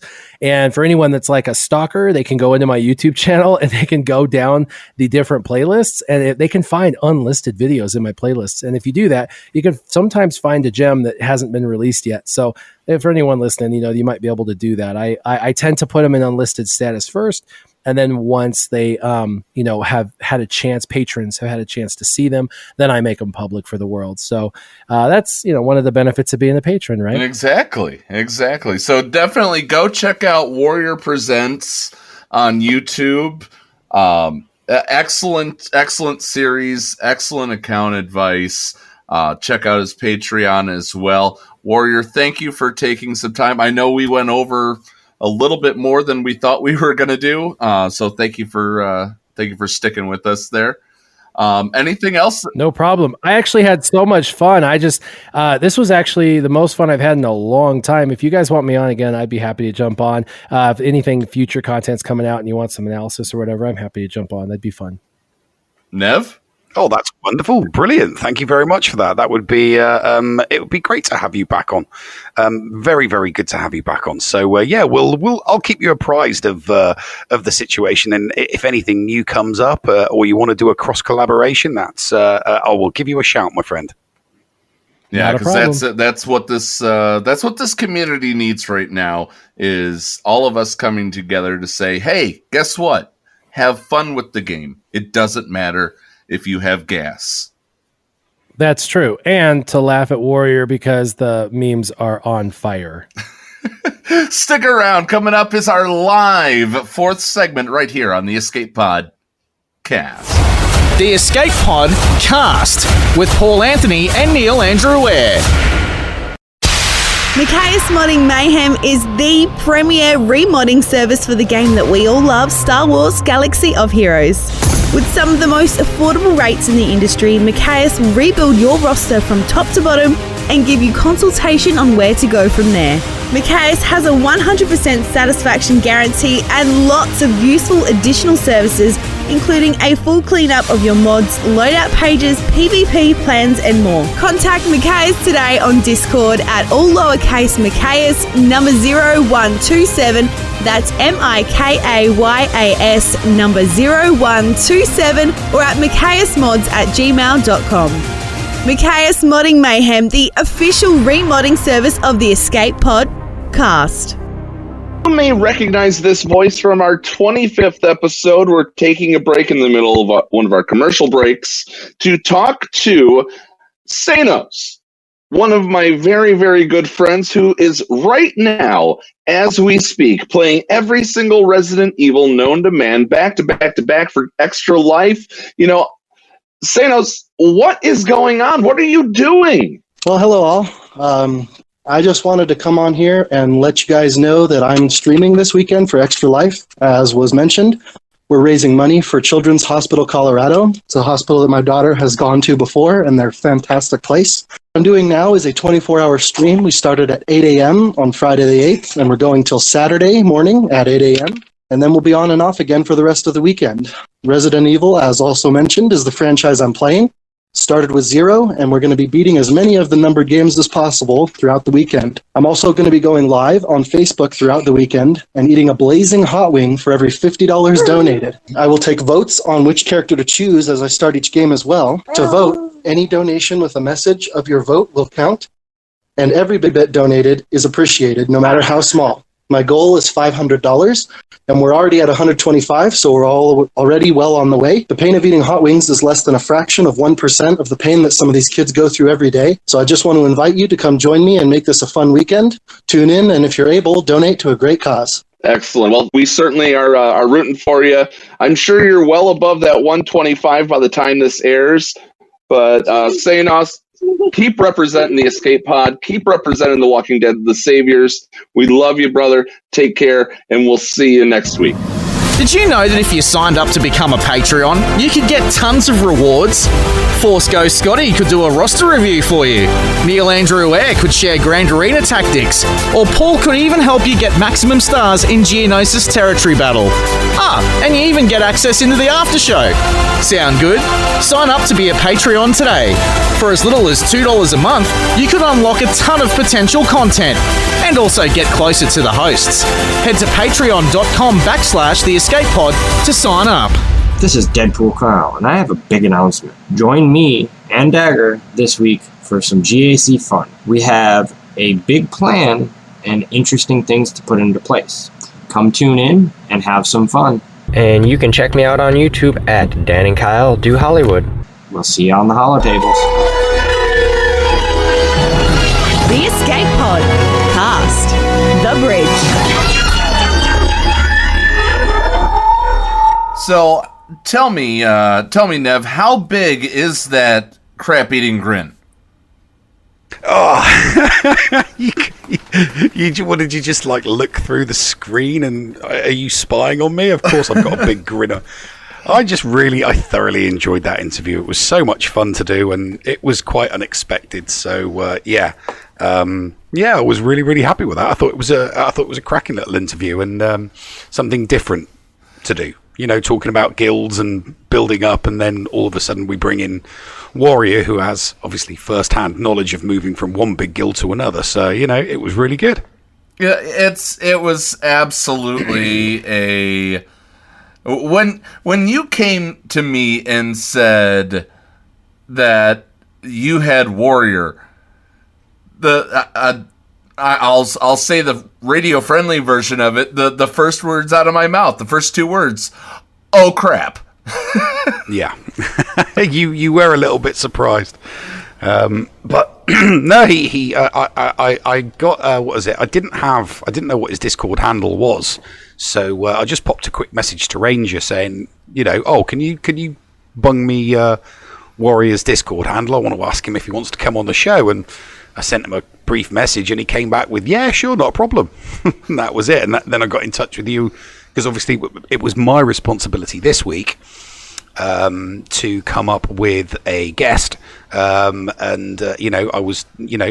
tried to get I was actually trying to get Saitor on, but it completely skipped my mind that he's in Europe, so it would have been impossible for him to record on the evening. So I thought, right, I need to find someone in the States. So I tapped up Warrior, and he was more than happy.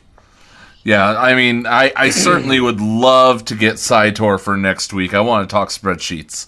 I love spreadsheets. Oh yeah, no. What I'll do is I'll hit him up, and I'll hit him up during the weekend, and we'll see if we can't find a time, maybe in the morning for us, because the morning for us would be late afternoon, early evening for him. Maybe we can record something at a convenient time for him. I mean, you've had to record stuff at weird times when Scotty was on the show, so we just got to try and find a good time for someone in Europe. Well, there is of course the American Thanksgiving holiday coming up, so that means that I'm off. So that could also work, that we'll see. We'll see. We're show planning in the middle of our fourth segment. And our fourth segment is a top 10 that you put together to teach me about the best moments, or your top 10 moments of the Legends canon. Now, yes. I'm going to go through the whole new canon, the Disney canon, also known as the Del Rey timeline. Some of my top ones are the how Vader hunted down Ethkoth and Jocasta Nu. Those two in the Vader comic book series were amazing parts, and how Vader used the Inquisitors. And I hope to God that we see some of that in Fallen Order when it comes out next week. That being said, another one that I want to see, or another one of my favorites, was in Vader Dark Origins, where they tell the story of a nurse that was taking care of Vader in the Bacta tank, and she kind of developed a Harley Quinn-esque type of love for Vader. And I'm not going to spoil. She was a stalker, basically. Yeah, well, yeah. How it turns out, go read Dark Origins. That's a really good one. Sir Boss loves Dr. Aphra. Dr. Aphra is a great series. And that would make an awesome animated series. That I agree. But as far as the books, Last Shot has a lot of great moments, especially right in the opening of Last Shot, where Lando sucker punches Han right in the mouth, right off the bat. And the last one before we get to your top 10 is in the book Phasma, the story of Phasma and how she got her armor. How she got her armor is in the epilogue. But to understand why that is her armor, you do need to read the entire book. It is a wonderful read, even if you're not a fan of the character that got pretty much as much screen time as Boba Fett, but sold as much merchandise. So, all right. I actually saw some Phasmas in Five Below for $5. I'll have to go to 5. Those great big 12-inch ones. Yeah, $5. I couldn't believe it. I'm definitely going to have to go to Five Below. All right, what you got here? Let's go through your top 10. Let's go from the least impressive top 10 all the way to the number 1. Well, I mean, it's not. I mean, there's no particular order. I was kind of, you set me the task, and I just kind of sat down with my notebook in front of me, and I just thought of 10 moments from the EU, from the Legends, the best. Fan fiction that's ever been put together, as far as I'm concerned, and it's from books and comics and graphic novels, and it's kind of spread out. A lot of it's from the 90s because that's when the really, really good stuff came out. So let's just get on with it. So the first moment I put down was Chewie's death. If I'm correct, he gets a planet dropped on him, right? That's what I think I heard. Yeah. I think it might have been Sabos actually requested, because he was missing my story time with the Nev. I think Sabos asked me to read something from the Legends of the EU. So I got one of my books out, and the chapter where Chewie dies in Vector Prime, it still sits with me as one of the best EU moments in all the fan fiction ever written, because it was the first time I ever cried reading a book since reading Charlotte's Web as a child. So it was just such an iconic moment. You got Han being flown away in the Millennium Falcon because Anakin realizes that his son Anakin realizes that they can't save him, and you've just got this defiant figure of Chewie roaring at a moon as it comes crashing down on his head. Okay. So we're crying at a book. Got it. Yeah, we're crying in a book. Yes. Which I mean, there's quite a few deaths in here. There's a couple of deaths in this list, but deaths of iconic characters are kind of important moments. So the next one is actually Anakin Solo. Anakin Solo's death, which is from that Yuzang Vong era, and it was a hard one, and it was a jarring one, because the character of Anakin Solo at the time of his death, he was only 16. So for effectively a children's book, killing off one of the main characters, a 16-year-old. So yeah, that was a big moment. But he was doing it for love, because it was a rescue mission for another Jedi apprentice that was kind of a love interest for him at the time, a Jedi called Tahiri. So that was a really, really good book. Excellent moment. I was in pieces on that one. I'm like, oh my god, not even halfway through the series against it, and it's like killing off a main character, but it worked. That was done properly. Okay. So you're admitting so you've now cried at 2 books. Mm-hmm. I cried at 2 books. And how many deaths do we have on this list? Let's see. There's one more, 2. There's only like 3 more. There's 3/4. Okay, there's a couple more. Okay, spoiler alert. Give me the spoiler alert here. Are you going to cry at any of the other deaths? No crying at any of the others. Okay, all right. Crying at any of the others. I do know this one. I do know that Thrawn dies. Is Thrawn's death anywhere in this list? No. What? because he didn't die in any of the EU Legends stuff. Heir to the Empire.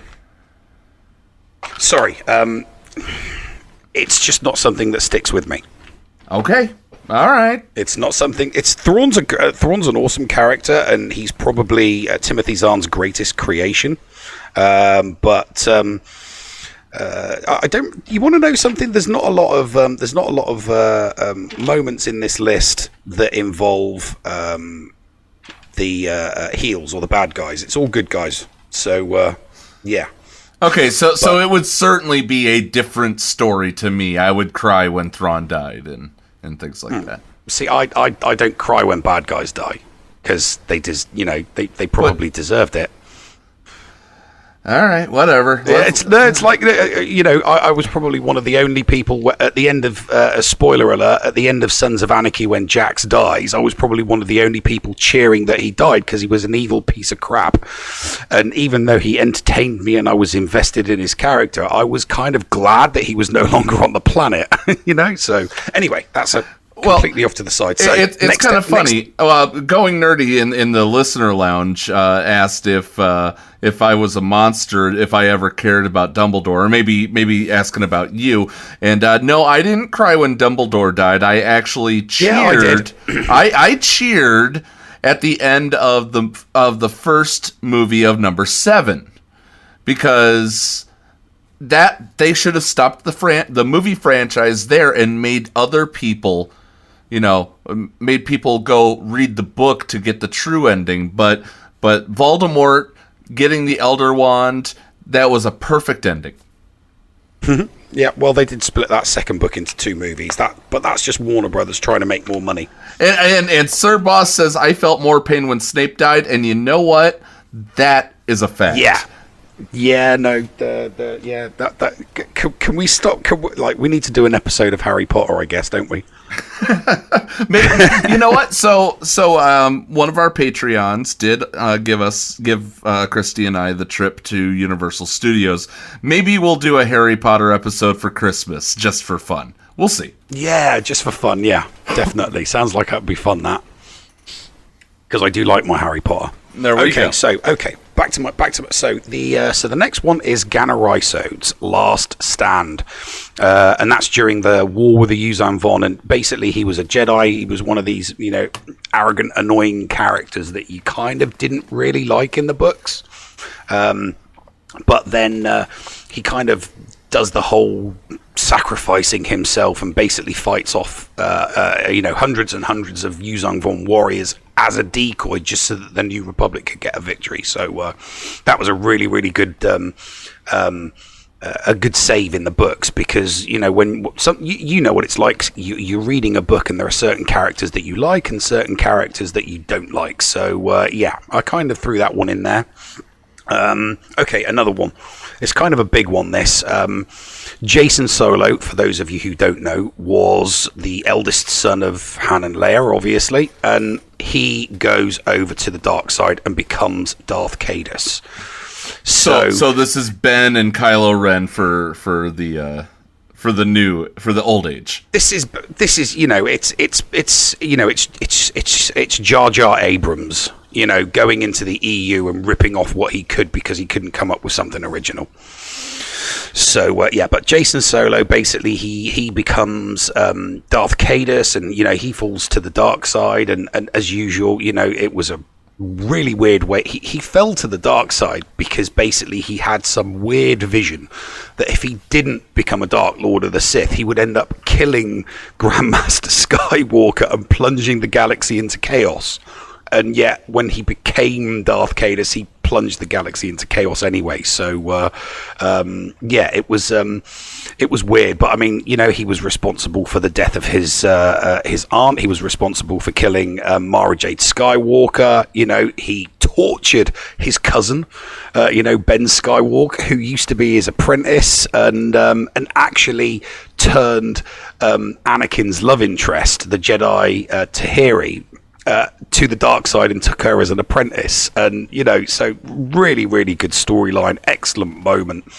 And of course, it wouldn't be fitting. He was brought down by his twin sister, Jaina, who defeated and killed him. And a little tidbit of information, because I saw somebody mention Boba Fett in the chat. She was actually trained by Boba Fett in order to defeat her brother.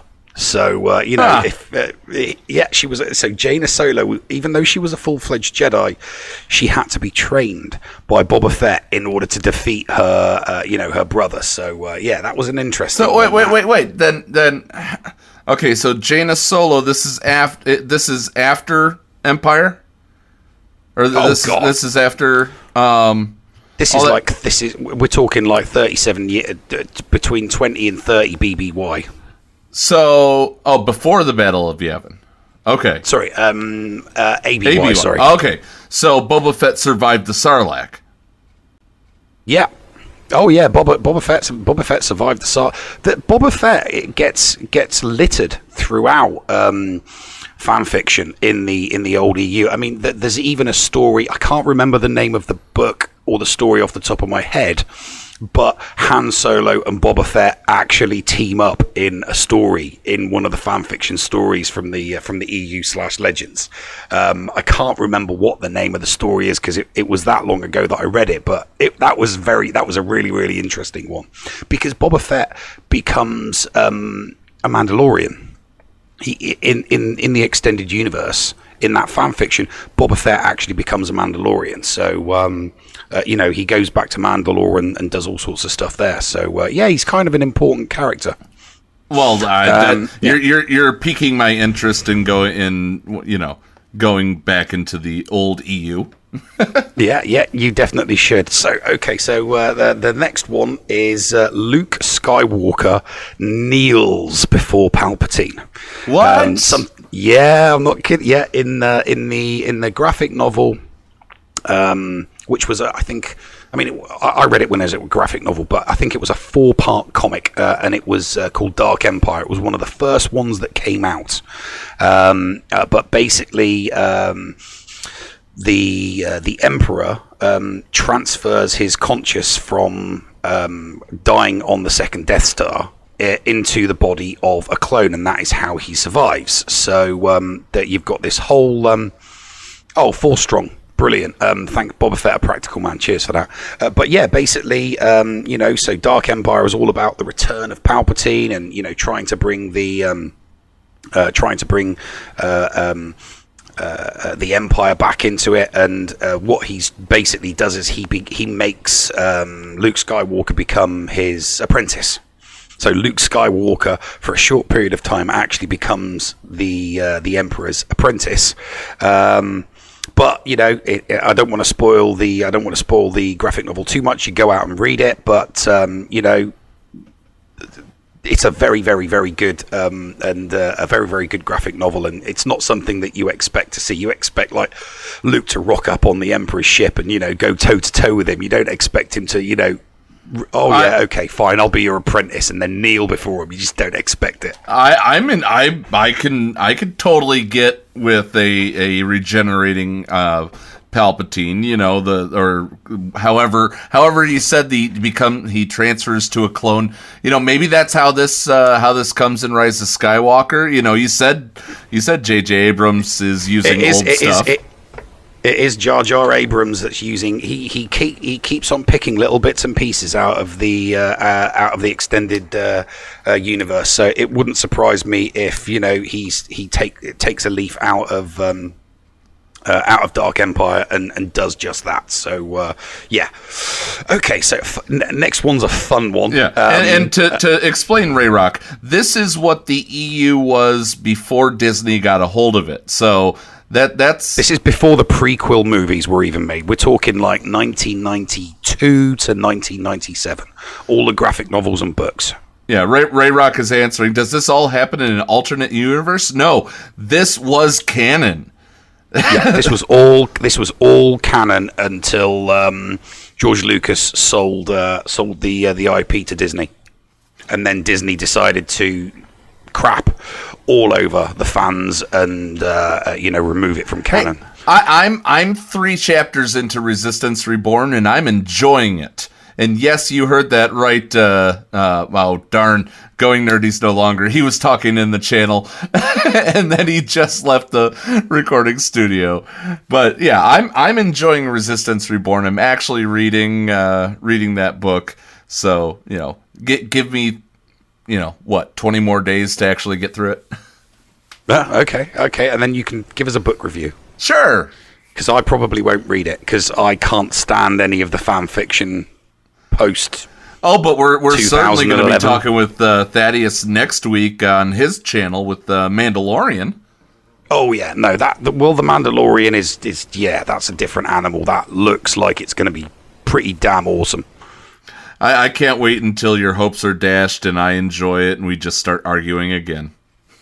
Yeah, well, it's going to be good. I will be watching it twice so I can give everybody a thorough review and get as technical and as detailed as possible. So I really, really am hoping that it's good, because I'm not looking forward to episode 9, but I am looking forward to The Mandalorian. So fingers crossed it's good.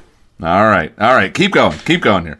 Okay, so the next one's a fun one, but I remember reading it in the book. It's from the courtship of Princess Leia, and basically Han Solo wins a planet. So basically Leia,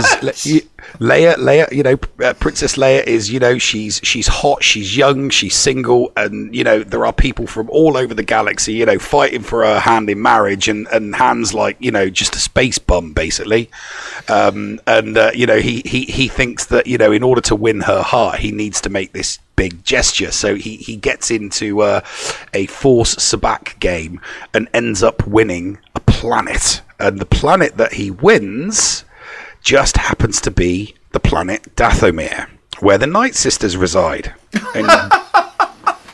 So we're talking about a book back in the early 90s, way, way, way before the Clone Wars even kicked in, and the Night Sisters were, became animated and all of that stuff. So way, way, way back in 1993 or 1994. That's when the planet Dathomir and the Night Sisters were kicked in, and they rode Rancors. It was the planet of Rancors, and very matriarchal. What is it based? It was a really, really good book actually, because what book was this? Courtship of Princess Leia. Okay, but basically Han rocks up to this planet, to check it out, and it's quite interesting actually. The Night Sisters basically they make him their bitch. So Luke goes to try and rescue him, and they make Luke Skywalker their bitch as well. It's brilliant. It's so much because he's like all whiny, and he doesn't want to use violence or anything like that. But it's a really, really good book actually, and it's definitely one of the most amusing moments I'd ever read. Han Solo, because he's supposed to be this awesome card gamer, this awesome sabacc player, and he wins a planet. So I thought that was quite amusing. So that's definitely up there as one of my top 10 moments. It makes me think of the Snoo episode of Futurama. Okay, so the next one, in fact the next two, oh yep, there's Sir Boss has thrown it up. So the next two are actually from comic books, and there was a series of comic books released called Star Wars Infinite, and they were really, really good, because what they did was they would take a moment from the original trilogy and they would change it, and then they would play out the rest of the story. So the next moment is Luke Skywalker dies on Hoth. So the Empire strikes back. Luke gets taken by the Wampa, and he runs out, and he runs out into the middle of nowhere. And obviously in the original movie you see Han coming over the crest, and there's Luke in front of him. Well, in the Infinite story, Han's Tauntaun dies, because they say your Tauntaun will freeze before you reach the last post, before you reach the marker. And basically Han does not get to Luke in time, and Han's like so Luke goes on about Dagobah, you've got to go to Dagobah, and so on and so forth. The story basically pans out Han and Leia going to Dagobah, because Han thinks he has to be trained by Yoda to become a Jedi, and it turns out it's not Yoda.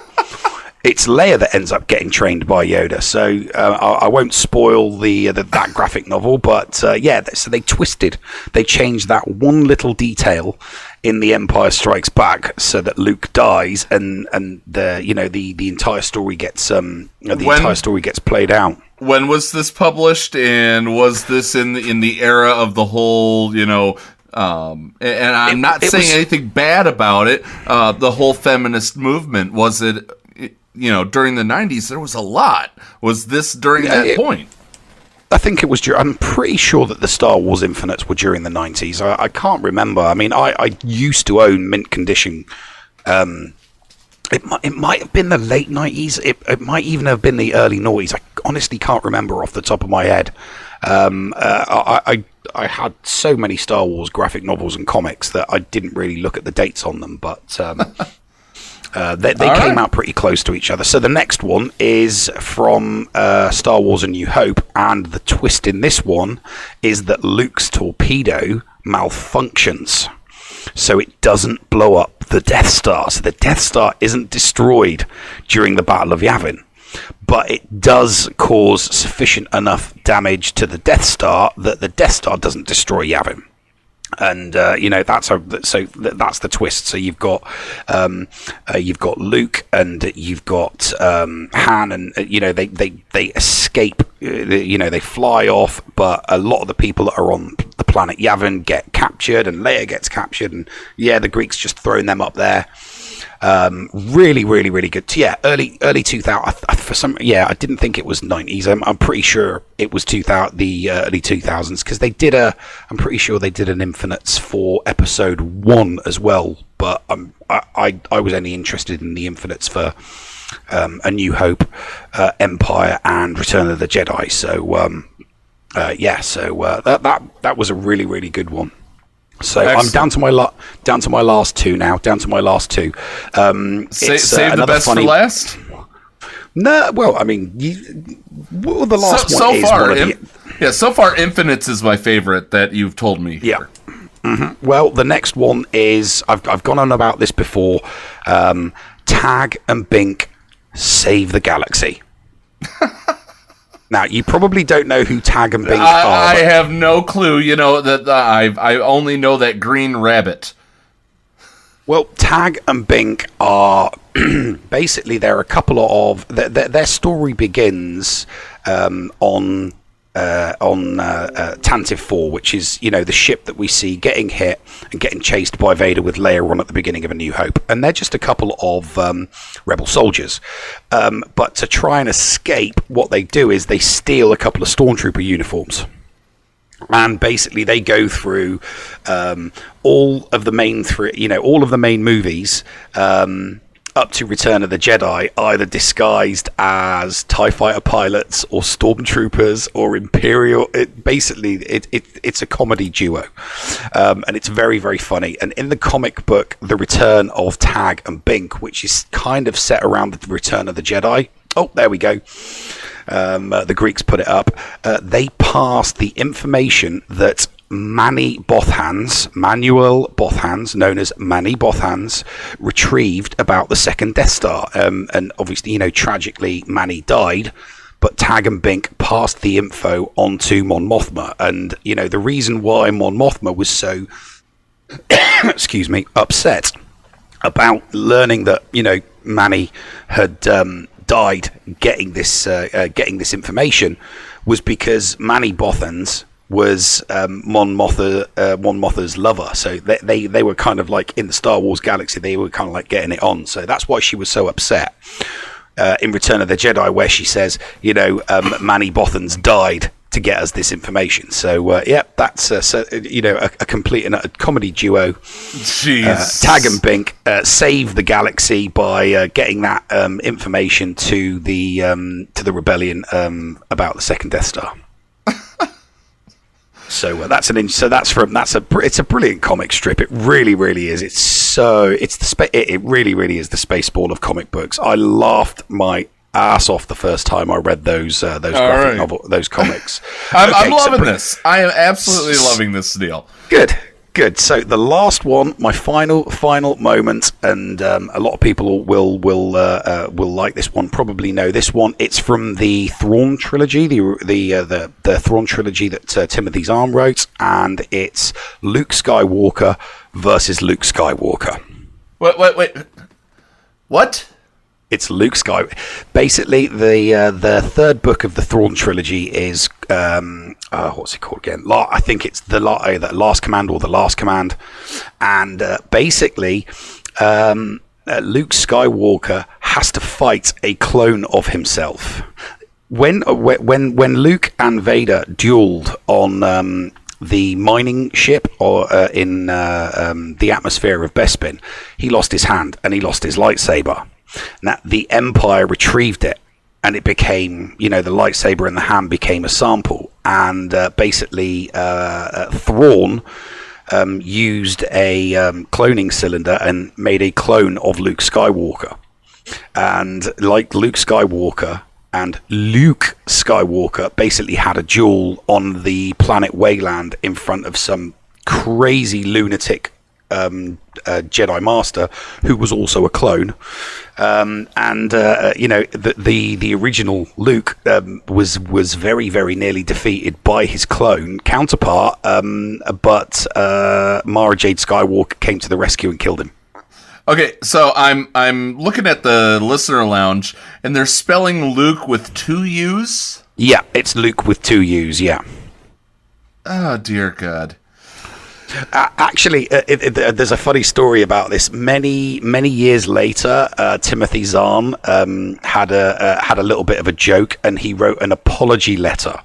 He wrote an apology letter from the Luke Skywalker that was the clone, because he kind of had a little bit of fun with it in the sense that, well, hang on a minute, what if it was the real Luke Skywalker that was killed? And not the clone. And the clone then went about his business, pretending to be the real Luke Skywalker as an agent for Grand Admiral Thrawn. But that was something that Timothy Zahn did. But during those early books, those early trilogy books, and Timothy Zahn was the master of, he wrote the best fan fiction during the 90s, the absolute best fan fiction during the 90s. And that duel on the planet Wayland in the Emperor's throne room on that planet was just, you can just picture, you're reading it and you can picture exactly what was going on in your head. And that was the last one that I wrote, because you only wanted 10, and that was the last one I wrote down. All right. Well, we've gone on quite long here. With that and the long Warrior interview, we are going to go ahead and wrap it up. But Neil, I loved that list. Thank you very much for sharing that with me. You have opened my eyes to places where I might want to jump in the EU, and I hope for our listeners that my semi-fake astonishment has come through as sincere. And we will catch you guys next week. Thank you to all the Patreons who make this happen. Be nice to each other, damn it. And it's a great time to play this game. Enjoy yourself. Play it as you want to. And with that being said, Neil, push the button. You got it, mate. Ta-ta for now, folks. What's going on? Where the hell are we? Paris? Thank you for pressing the self-destruct button. Attention! This is Colonel Sanders in forward command. Abandon ship! Abandon ship! All personnel proceed to escape pods. Close down the circuits. Evacuate the city. Self-destruct mechanism has been activated. Abandon ship! Where is it? Where is it? It's gonna be here. Out of order! Even in the future, nothing works. This ship will self-destruct in exactly 10 seconds. Counting down. 10, 9, 8, 6. 6? What happened to 7? Just kidding. 3, 2, 1. Have a nice day. Thank you.